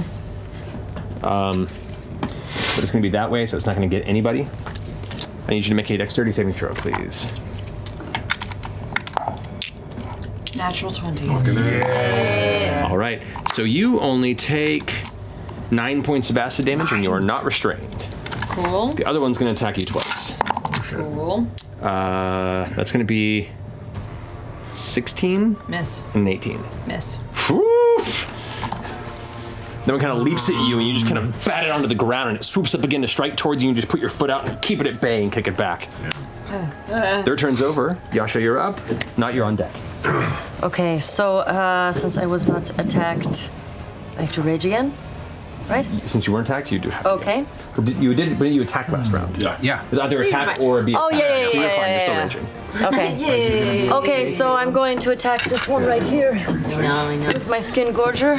If you need me to move any of these treetops, I can do that for you. No, it's good. We're mobile as well. Kill it. Wait, do I have advantage because of Ford? You technically against that one, you do have it flanked. So yes, you do. Well, actually, that might actually. Well, that hits 16. But let me just see if I can get 20. No. Okay. All right, 16 hits. You go to roll damage. Okay. I'll keep that. 24. 24 points of damage from the Yeah. first strike. That one, you just with one big gulf swing, slice it and send it flying across the other side of the jungle, where you see it vanish behind a rock and then squeak out the last of its life. Okay. Second attack. Can I actually try to pull Jester out of her restraint? Kind of help her out of the wax or whatever's going on. Out of the wax? Sure, I'll allow it. It's like a shove attack to try and push her past it. Yeah. Would that be like a... That's good. Move in. Go to make an athletics check. 25. Sorry, a strength saving throw. My bad. Strength saving Same roll, but just add your strength saving throw. Okay. Which you have advantage so on then, because you're raging, actually. 26. Okay, I'll roll again. Yeah, that's better. Jesus. 28. Okay, you do. You push her one space that way, shoving her out of the cocoon of wax. She breaks and kind of stumbles a bit and catches herself, but she's no longer restrained. Yeah. Okay, go do stuff. Okay. Alrighty. Finishing Yasha's go. Not, you're up. Caleb, you're on deck. I will retreat to that tree behind me. Here? To your right. And bonus action, hide behind it. All right. Go ahead and make your stealth check. Terrible, but I have reliable talent. Oh wait, I'm poisoned. Yes. Disadvantage attack rolls and ability checks, so it'd be just a single roll. Okay, well I rolled twice. I'll average them. They came out to a 5, but I still have reliable talent, yeah, so it's a 23. Fucking rogues. All right, you feel pretty stealthed. Okay, and then I will use my attack to shoot the one behind Caleb, which would be at advantage, but is not. Just a single roll. Single roll. 15. 15 misses. Oh! all that action just to I get know, a you move shot behind at and it. fire it. As you do it, whips right over its armor, ricochets off of its outer shell, and shatters against the nearby rock. You're on your own, kid. All right, not stunned. Caleb, you're up. Jester, you're on deck. Caleb is gushing blood and barely standing up, and he reaches his hand down into his large pack. Hand wraps around his transmuter stone, and suddenly he balloons up 15-foot tall giant ape. Turns around and wails the shit out of the bug behind him. Got it. First one misses. That is a 11. Was an action to cast it? Oh, right. Yeah. Yeah, so I'm just a giant ape. So you're a giant ape. And I will just turn around and yell at it. All right. You just shout at the creature. It kind of withdraws a bit, just not noticing this sort of large array of angry. Actually, stories it I of forgot angry. on my turn, I wanted to shout out to Caleb. Caleb! Dwarven Forge is launching their Twitch channel on February 18th. God damn it. Check it out at twitch.tv/DwarvenForge Live. Okay. All right, finishing Caleb's go. Jester, you're up. Caduceus, you're on deck. All right, nobody worry about me. Okay. Having watched, I. Change what you were gonna do? Yep. That altered my plan. Yep, mine too. Okay. Fuck me running. That's hard. I'm sorry. That just changed what I was planning on doing. Fuck it. Okay, I'm going to, clap my hands together and go, all right, let's make this fun. And I'm gonna polymorph myself into a giant blue mammoth. Ooh. All right. And there is one. Oh, this just turned into a Godzilla film. Yeah. Right, Yasha. Forge right in the butt. Yeah. Peter Jackson out As you into the Those forest balls don't space, roll. Yasha, you see the shadow grow over you after Jester shouts at and turn around and you're looking right at a mammoth asshole. Just right there. That's a mean thing to say about that. And it's on a pachyderm. Yeah. Boom, well done. Alrighty, so that's your action to cast it. Yeah, so as a movement, I'm going to move forward and turn around. This way, I mean? Yeah. Alright. And then turn around. Like, I don't want to be next to the mushroom. I'm going to be a little bit further away from it. But stay engaged with that guy there. Yeah. I slap her ass on the way over. Alrighty. Heavy sound of it trumpeting in the middle of the jungle. All right, that finishes Jester's turn. Caduceus, you're up. There it is. That's better than mine. I'm restrained. You are. Does that no, change? you are not restrained. I'm not restrained anymore. Because you made your save. Did I make my save? I thought you rolled an natural. I did make my save. Jesus, I keep forgetting. I don't remember that. All right, am I in melee with anybody? You are in melee with one of them. Okay, I'm going to hit that one with the Sacred Flame. Alrighty. The same. No, this is a different one. This is a different one. And it's that's a fail. Oh yay! A 9. Go ahead and roll nice. damage on that. That's better. That's better. Okay, that's 20 points of radiant damage. 20 points of radiant damage. It flares up, it burns across it. Its outer shell is now turned kind of black, and elements of it have kind of cracked open from the immediate radiant heat, but it's still standing, though very, very hurt. Last chance. All right. Finishes your go? Yeah, I ain't going nowhere. Top of the round, Beauregard, you're up. It's kaiju fight. I'm stopping that one. No, you're small Over now. there. This one? Small. No, I'm small because I'm big. No. Oh, yeah. But you still walk over. As this is happening, Beauregard stomps over to that one, like, and it just like becomes a normal Beauregard. And you go to stomp, and it's suddenly it's much larger than you remember.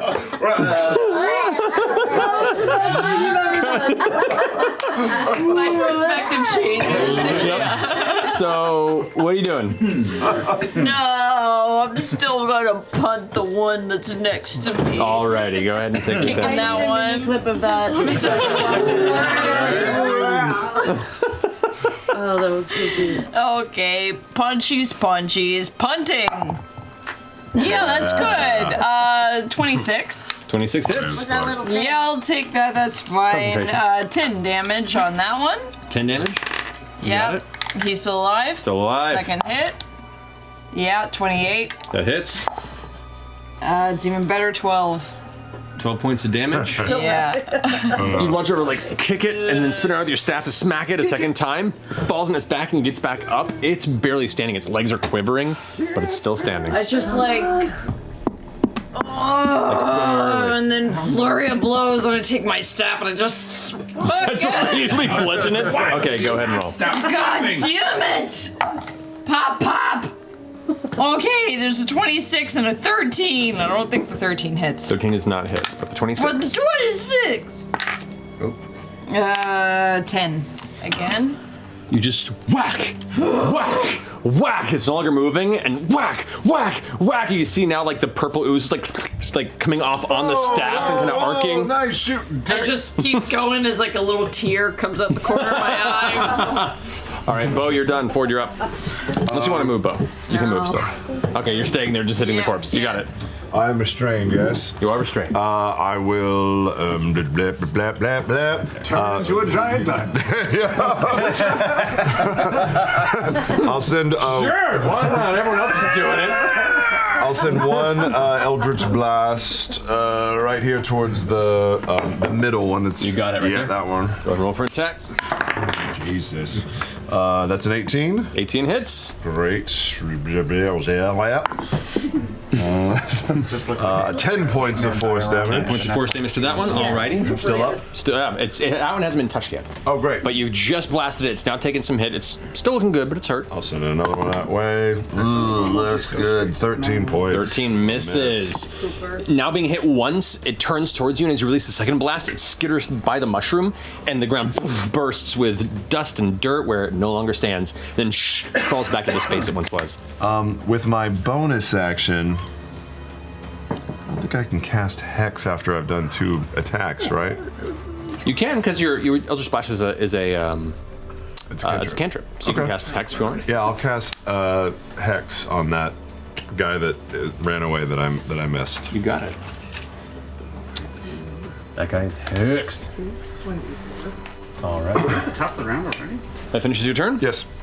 All right, now it's their turn. I look up to the top of the mammoth where there's a tiny sprinkle just hanging on.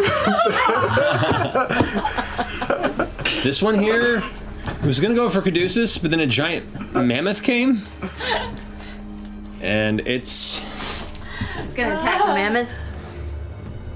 Boy, oh boy. They don't have a lot of good options. Nope, that one's gonna flee. I'm gonna take a shot at it as it leaves. Do I also get to take a shot at it as it leaves? You do. It's gonna go ahead and run past all three of you. Does Sacred Flame count as, because since I'm a battle mage, does Sacred Flame count as If you're a warcaster, I'm warcaster. I believe that allows you to do cantrip as well. I will do Sacred Flame on him as he runs. Oh, never mind. You go first. 26 hits. Go ahead and roll damage. 26. That hits as well. Do we all get a hit? Yeah? I'm holding to see where it goes. Well, first it's Jester. Yeah. Hold on. Jester may just fry the thing. Get it.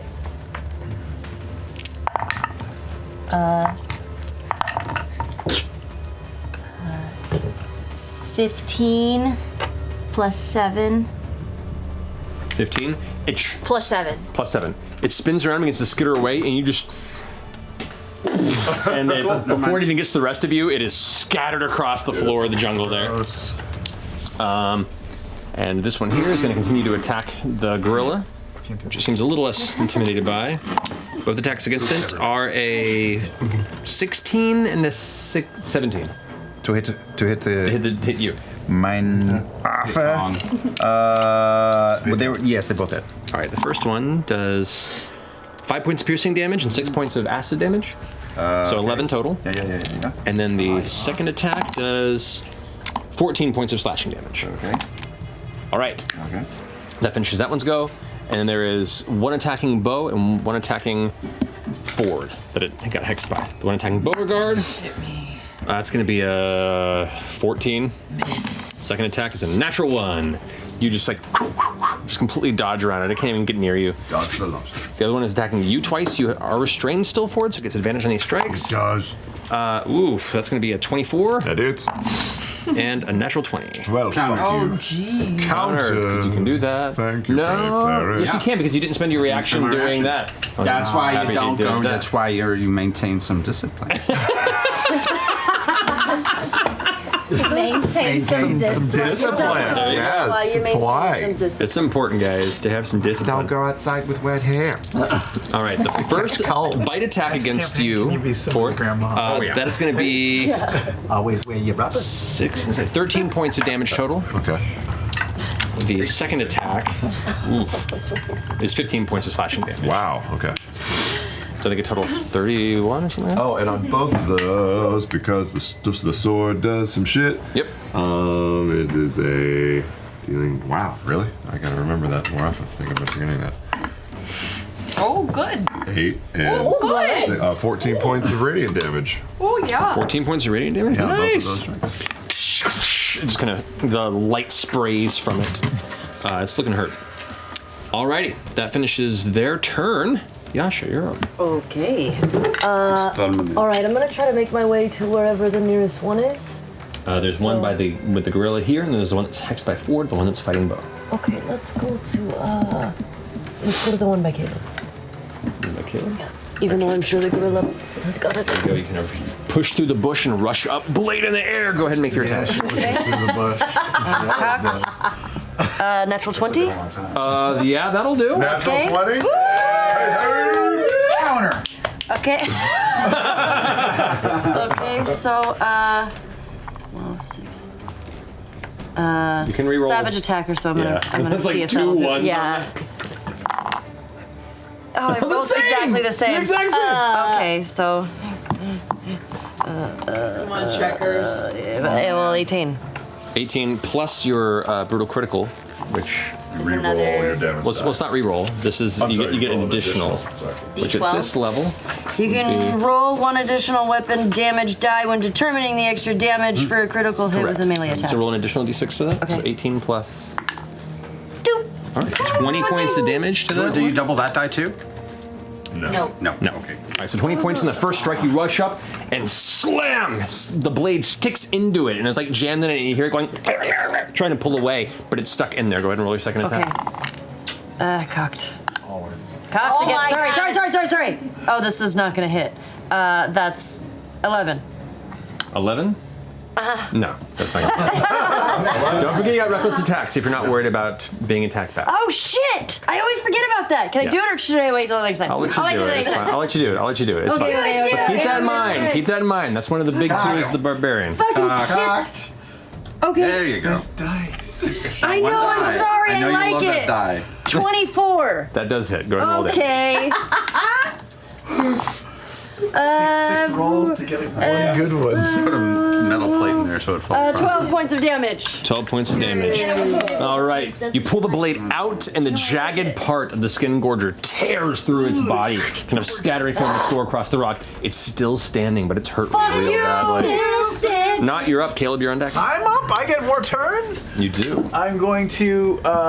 Where's that one that Yasha was? Right there. Right there. You got In front of the grape ape.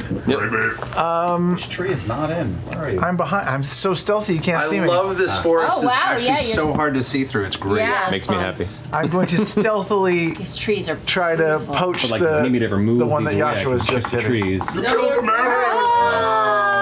Don't spoil the illusion. But like, you remove the pieces. So like, But we love Actually, it. I what fired you at this do when one you last fall time from the same position. Do I have did. to re-hide? if you want to have not have I will disadvantage on the bonus attack. action re-hide. All right, so you'll have to move. There's enough of a bush here that you can jump into the bush if I'm Yeah, it adjacent? and then come out that way. Because I haven't. Yes, I do. Because I'm at disadvantage on these attacks. You get Correct. advantage if your buddy. No, you don't that's get sneak advantage. attack. You get Correct. sneak attack Sneak damage. attack, yep. Unless you are rusty. Unless rolling you with disadvantage. disadvantage does not give you sneak attack. Yeah. So this is a single straight roll. Oh! Fucking natural one. So you miss and you damage yourself. Oh, that's right. No, That's right. not. What What does did it you do? What does it do? What does it say? When you roll a 1, you suffer 1d6 piercing damage. Go for it. Oh! That's a 6. You rush, hide, dive through the bush, turn around and fire, and it just goes. back into you. Not, does that finish your turn? Okay, not. Caleb, you're up. All right, so begin what I was trying to do before. Smash it. That is 27 to hit. 27 hits. Okay. That is a 22. 22 points damage. You squash that thing like the bug it is. For flavor, I'll say he just does it with a palm, goes, and then just takes the body and chucks it into the underbrush. And I'm gonna. It sprays part of you, Yasha, and then as the monkey lifts it, it like goes up against the rest of you, and you are just coated in purple. So when he It's a good chucks color it, on it just you. goes. I like it. Just I'm into it. Yeah. And then he's gonna King Kong over towards the group. 40 feet. Look over their shoulders. You have to and go then around this way. There's not enough room to go. Sure. Stopping over there, you kind of crush that element there, and there's one right next to Beauregard that you can get to. Right. Go for it. That is a 17 to hit. 17, 24, 30. 13? 30. 30. 30 hits, yeah. Oh no, I hit 30 damage. Oh, got you. Wow. 30 damage. That one had not been damaged yet, and as you like slam down with both your fists, you smash it into the ground, and it's like it's gonna go flat for a second. You pull back, thinking it's probably dead, and it kind of slowly gets back up. Angry Caleb is angry. Finishing Caleb's go. Jester, you're up. Caduceus, you're on deck. Can I get to it? You can push past this tree and try for it. Ooh, just knock the tree over. Fuck that tree. Make a strength check for me. As a Mammoth strength check. Yeah, 25. That man is a token. Awesome! You push over into this space. Pushing it by. This is a sacred place. She's fine with it. Yep. The tree just slams, sending all sorts of loose leaves and dust up into the air. Count because it's like weirdly. Are you attacking the hex one or the one that he tried to smash? The one that. Oh, is there more than one? There's two. Oh shit! One that I smooshed. Oh well, I'll do the one. I'll do the hexed one. All right, go for it. So that was attack was? That was 16. 16 just hits. Ooh, close call. 6 plus 9 is 15 plus 4 is 19 plus 7 is 26. 26 to that one. You have to, after pushing the tree with your body as it's cracking down, you splat that one that's hexed. Just turn to mush. Sorry. Do you have another attack or is it just the one? I think it's just the one. Alrighty. And you move over towards the other one, just trumpet loudly. You see in the distance other movement. Oh no. What the fuck? That is scattering further away. Oh. They are not enjoying the presence of a fucking mammoth in the middle of the jungle. Finishing your go, Jester, that brings us to Caduceus. There's one left? There's one left. Sacred Flame. Not even gonna move, just... Almost dead. A dexterity save? It's a, I believe so. 17. What's your DC? 17. It just succeeds. I'm sorry. Bugger. I'm gonna hide it. All right, that finishes your go? Or are you gonna... I'm just gonna sit there being irritated. Okay, got it. Bo, you're up. Oh. There's a giant girl at one side and a woolly mammoth at the other, and one heavily damaged bug in between the two of them that's like skittering through their legs, trying to not get smashed, and you're just watching this. Is he the only one? Yeah. The only bug? The only bug left. Maybe we can befriend it. Is this another bug hunt, sir? Yeah, I'm just gonna dodge the mammoth feet and the gorilla feet and just like, once again, just kind of take my staff and just like, kind of whack-a-mole it? Kind of whack-a-mole it. Go for it. Yeah, it's fine. It? Pop, pop. Shake weight it.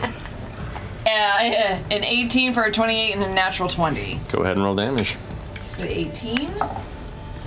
Yeah, shit. 8 for the natural 20. Yeah, it's okay. 16. How do you want to do this? Yay! Oh goodness. What do I do with a bug? I'm just gonna I was churning butter. I'm just gonna keep churning that butter. I'm just gonna. It's rushing around. It's escaping through the mammoth's legs, and the monkey goes and slams towards the ground, and it just avoids it.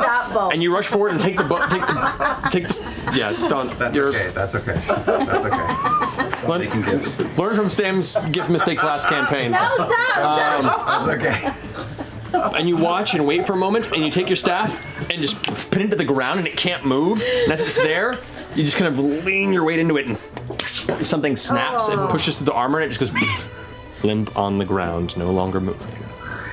Yeah, it's dead. Nice. Alrighty. Wow. Before I restrain myself, I feel like we should pass these out. Yes. Who wants a healing potion? I'll take one. Okay, who wants the big one? Caleb! There you go. I'll hold the monkeys for a minute.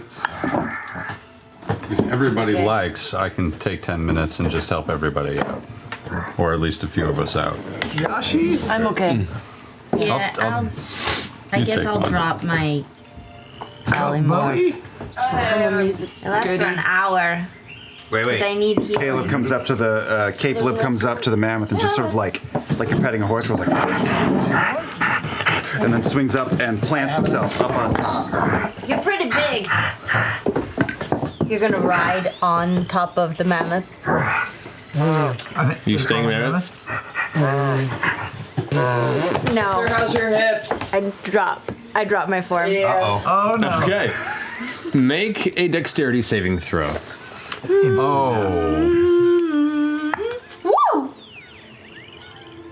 Can I try to plant 2 feet and not squish? If she didn't roll a 1, okay, I'd say yes. So as you leap onto the mammoth suddenly shrinks, like instantly. And there's a moment, in a very cartoon physics way, where you're just kind of suspended about 10 feet in the air before, and you shit, and then go ahead and roll 2d6 for me, Caleb. Inside the gorilla direction. 6. You take 6 points of bludgeoning damage and are pinned beneath a giant gorilla. Stands up and grabs her by the ankle. Caleb! Caleb! Let her go!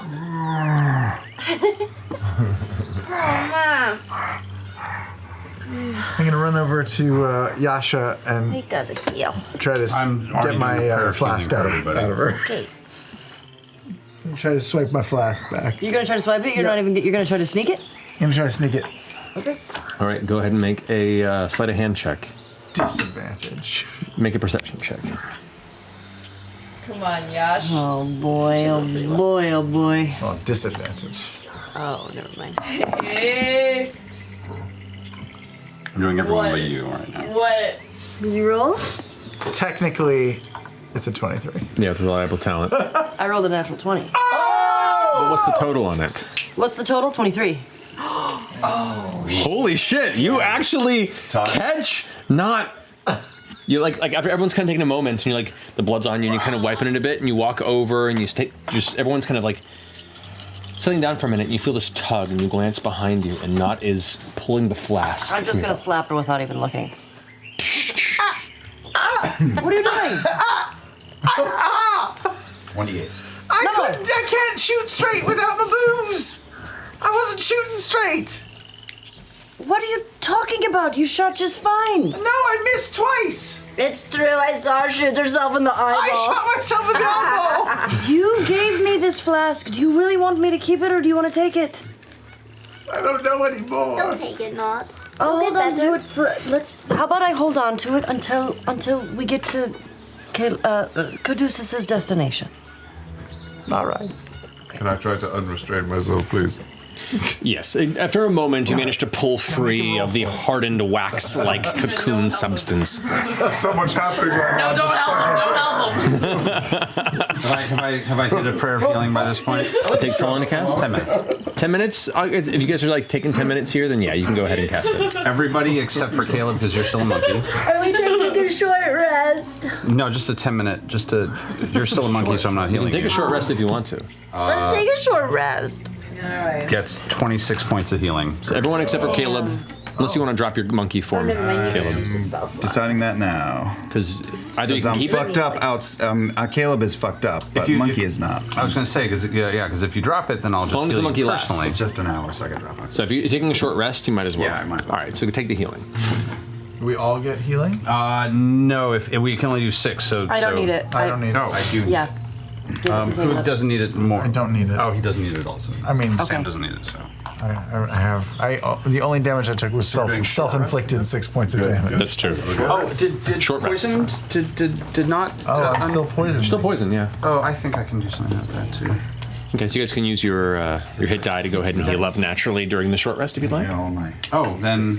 I'll do the 10. I know. I don't care. You've already cast the spell, it's fine.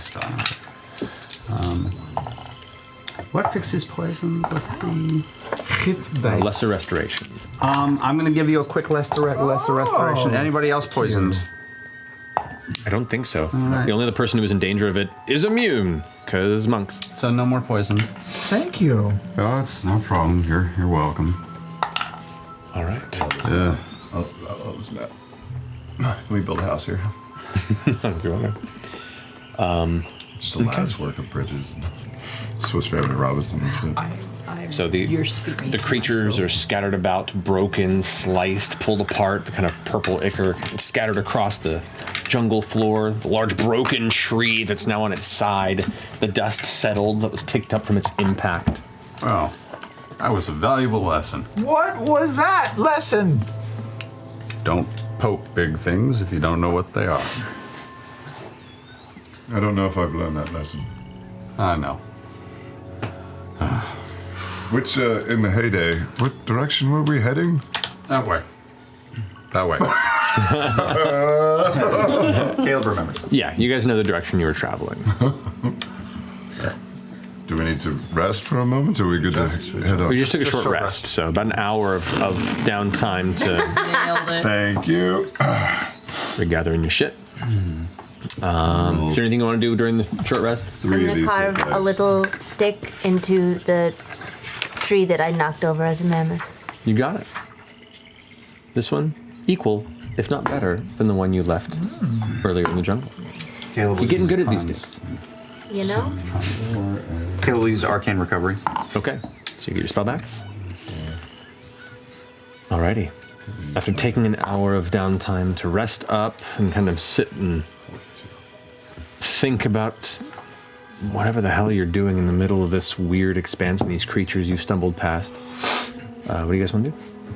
I'm done meditating. I'm ready to move on. Yeah, we could meditate. I think we just did. We just took like an hour, so. You can make meditation part of the short rest if you want. Do you want to meditate? I'd like to meditate. Yeah, that's... Oh, that's great. Yeah, I'll join in a meditation. Okay.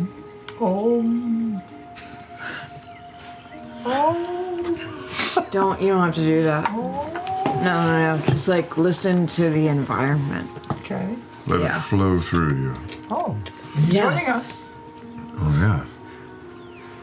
All right.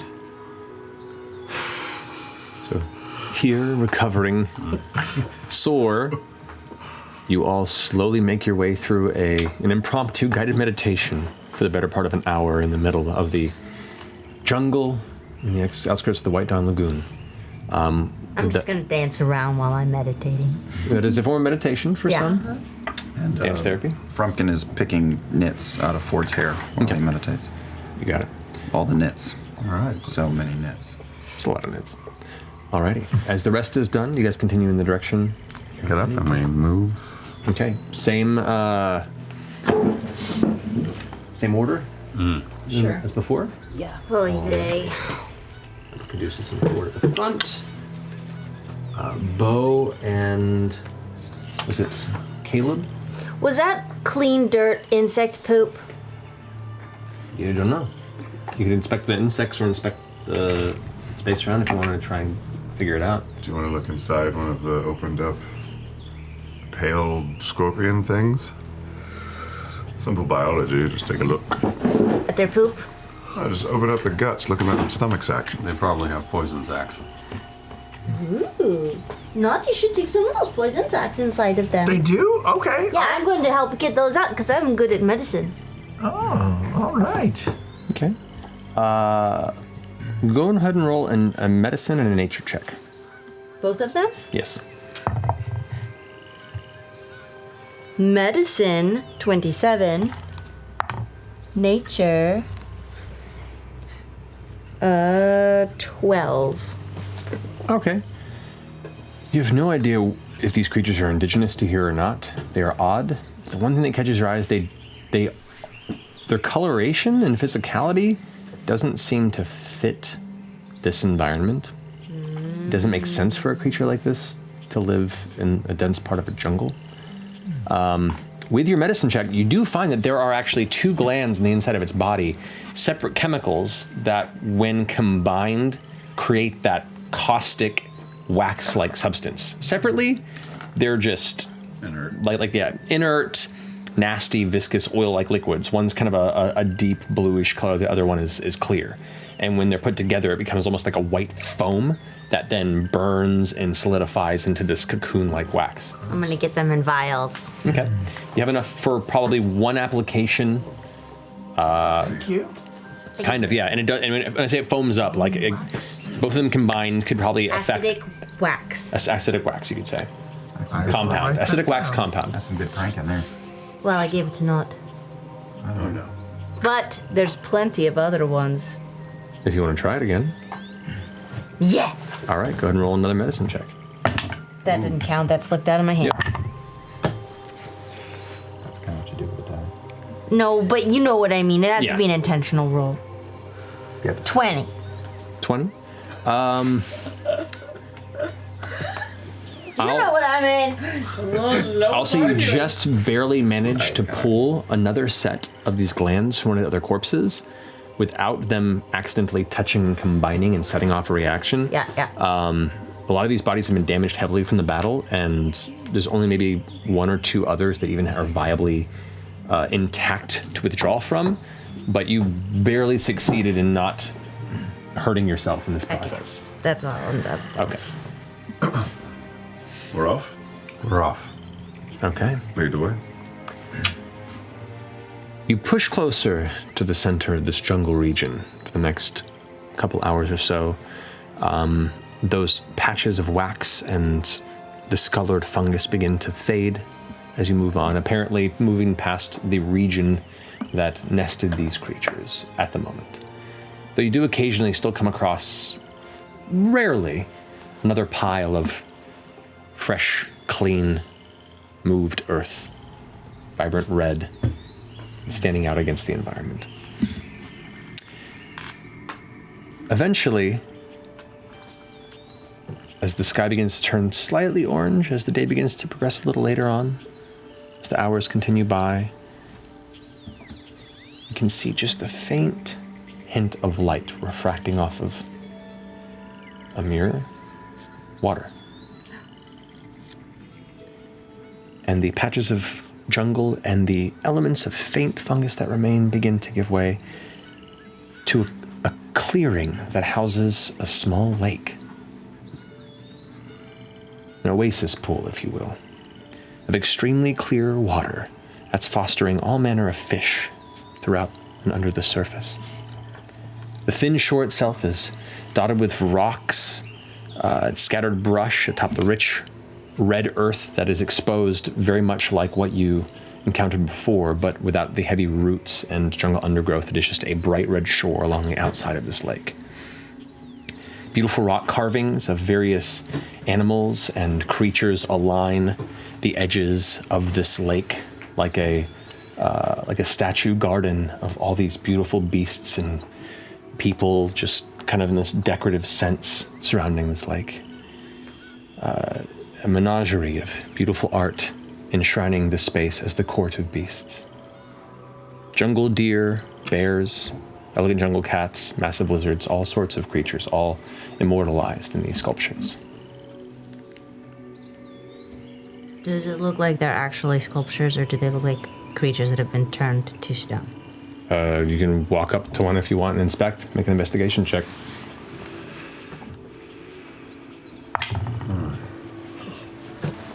What a pretty statue. Natural one.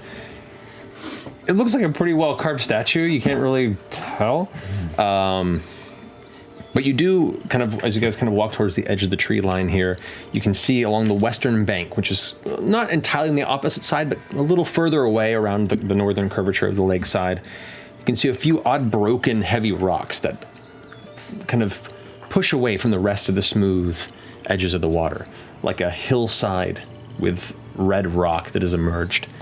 And you can see what looks to be scattered slivers of well-carved statues that sit around an entrance of a cave, like a cathedral entrance, with the statues set to walk through and into. This raised bank itself is the mouth of a cavern that, just beyond where the water is, in shadow, descends deep into the earth on that side. What would you guys like to do?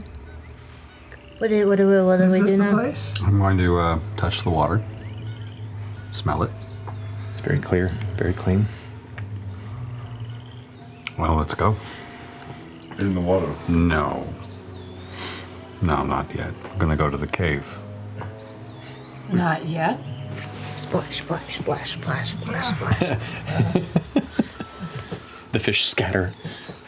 It's really pretty water, though, huh? It's beautiful. We could always check the water. For traps? I could just walk down there and see what's... I mean, I'm at the water. I actually meant down there. I don't think there's anything down there. Up to you. Can you see? Can we see the bottom? It's real clear. Make a perception check if you like. I'll join you in that. The two of you could do that individually. 18. Let's go.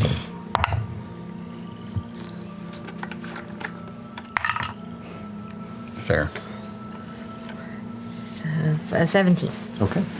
It is very clear. You can't make out a lot of detail with just like the light that's refracting off the surface, but you can see there's a beautiful little forest of like lake plants and kind of this little life ecosystem beneath there where all the fish kind of swim through and underneath. There's no structure or designs of anything that catches your attention if it's what you're looking for. Just a beautiful clear lake. Maybe about 150, 200 feet across. Welcome to the Court of Beasts. Let's head to the cave. All right. I'll say just for the heck of it, while they were doing that inspection, that Caleb hit himself with some fortune's favor. Okay, go for it. As we're walking to these statues of these beasts, do they have a base or a platform? They seem to be perfectly carved animals on the earth. I mean, some of them are like sunken in a bit to the ground, but they don't have like a set base or a solid like platform or dais. They're just like sculptures set in the earth. Give it a look. See if they're actually sculptures. I think it's a good call. Make an investigation check. You helping me out? Yep. All right. Oh, I already checked it She out. already They're checked. fine. Yeah, I will say it will. I will say because she's already checked independently, this will be an independent check as opposed to an aided one. So just roll one. Start over.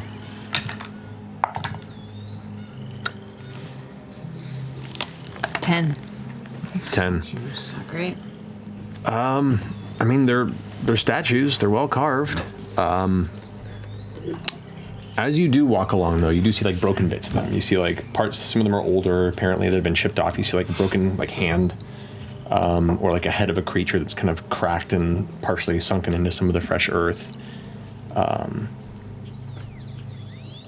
begin to see kind of the beast idols intertwined now with carved idols of humanoid people the further you get to the cave.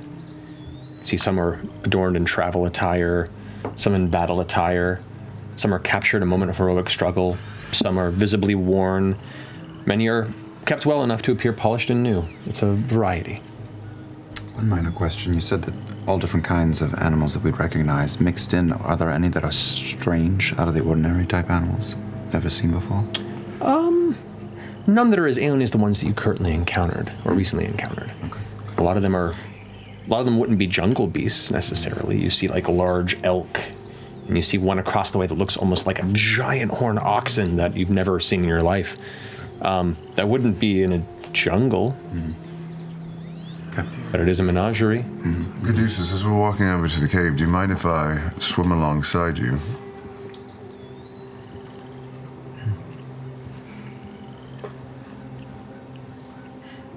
Be careful not to drink the water. Right. Sure. Why do you think? It's for the beasts. Oh, no, that was entirely too ominous. I don't need to swim. It's okay. Never mind. So happy to poke the.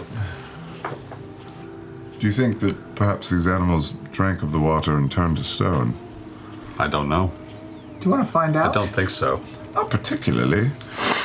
No, I mean, like, I don't think so. I've got some stuff that I could try to use. What do you mean? I bought these vials. Willow shade oil. What does it do? It can unpetrify someone. Oh, but maybe not. Well, what does the Surgeon General's warning label say? I forgot.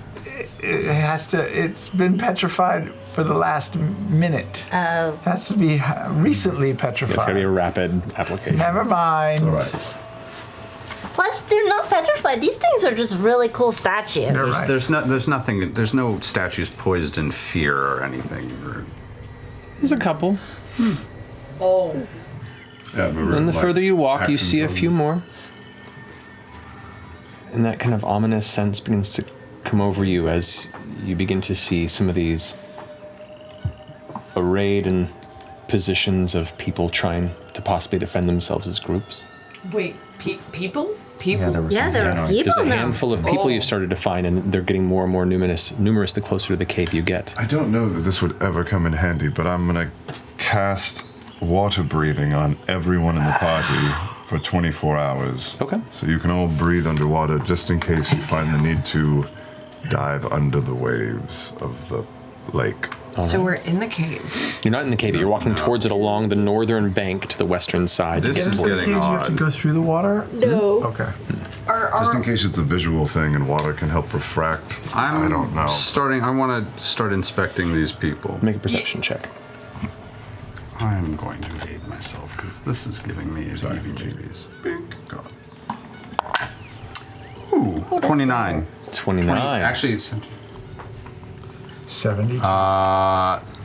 30. Okay. You begin glancing past, and what first you thought were just statues, you begin to look towards some of these people, intrinsically, the faces, the expressions, beautifully captured, these moments of intensity, moments of anger, moments of fear. It's a wide variety of emotions, but they're intricately carved. There's one off towards the shore that you look over. Right near the water's edge, you see two taller figures that strike a familiar sight. Both Firbolg captured in an emotional moment of fear. The pair, female and older, they indeed resemble your mother Constance and your aunt Corin. About 15 feet from them, another pair of figures captured in stone resemble your sister Calliope. Her face resolute and her body fallen at an odd, stiff angle, while the other resembles your father Cornelius, seeming to try and pull her from the dirt like a heavy trunk of a tree, he himself captured in stone.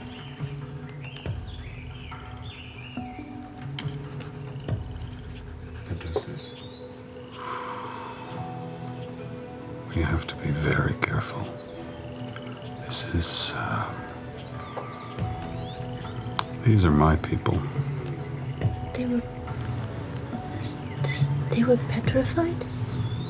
It's backup. That's, What do you mean? I'm gonna slowly start pushing everyone back into the tree line. Okay. As you take one step back and give everyone the point, you hear from the tree line heavy sounds, earthy impacts of dirt begin to find your ears. You glance towards the lifted shore. The tree line stands and you see some deranged beast of some kind emerging from the shadowy edge.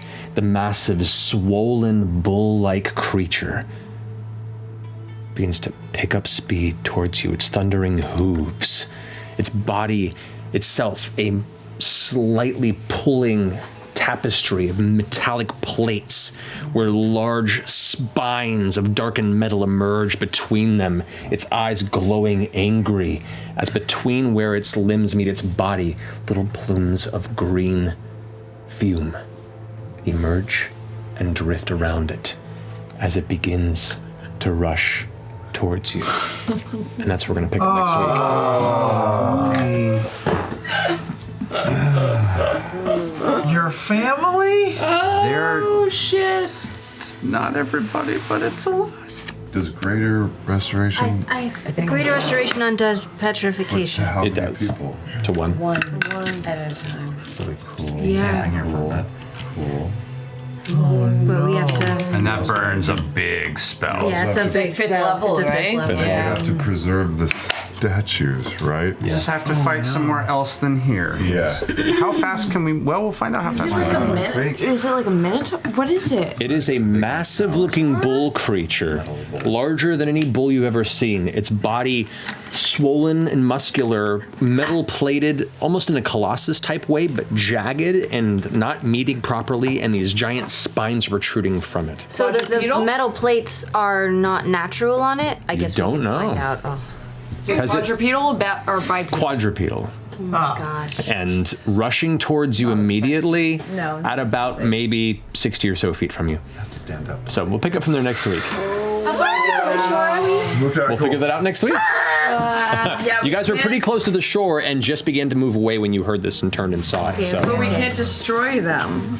No. People. Oh, sorry, you okay? Oh yeah, it'd be real bad to let this thing get near any of these, wouldn't it? Maybe sell that shit. Back together. Complicated Maybe. battle ahead. What a reason to tune in. There's a reason they hadn't gotten back to you or been home in a while. No, I know. I'm sorry, buddy. It's okay. Something was going on. I knew something was going on. Okay. Oh. All right. Oh my God. Well, we'll pick this up next Thursday. In the meantime, have a wonderful week, guys. Stay tuned tomorrow at 7 p.m. on our Twitch channel to watch live our Monster Hearts one-shot with these two lovely people, with two other very lovely people. It was so fun. So angsty. So angsty, so moody. so teen, awkward, horny. It's awkward. gonna be hilarious. Get some chocolates. Get a pizza. Roll up on the couch. Transport yourself back to the 90s. It'll be great. Yeah. Yeah. But nevertheless, have a wonderful week. We love you very much. And is it Thursday yet? Good night, guys.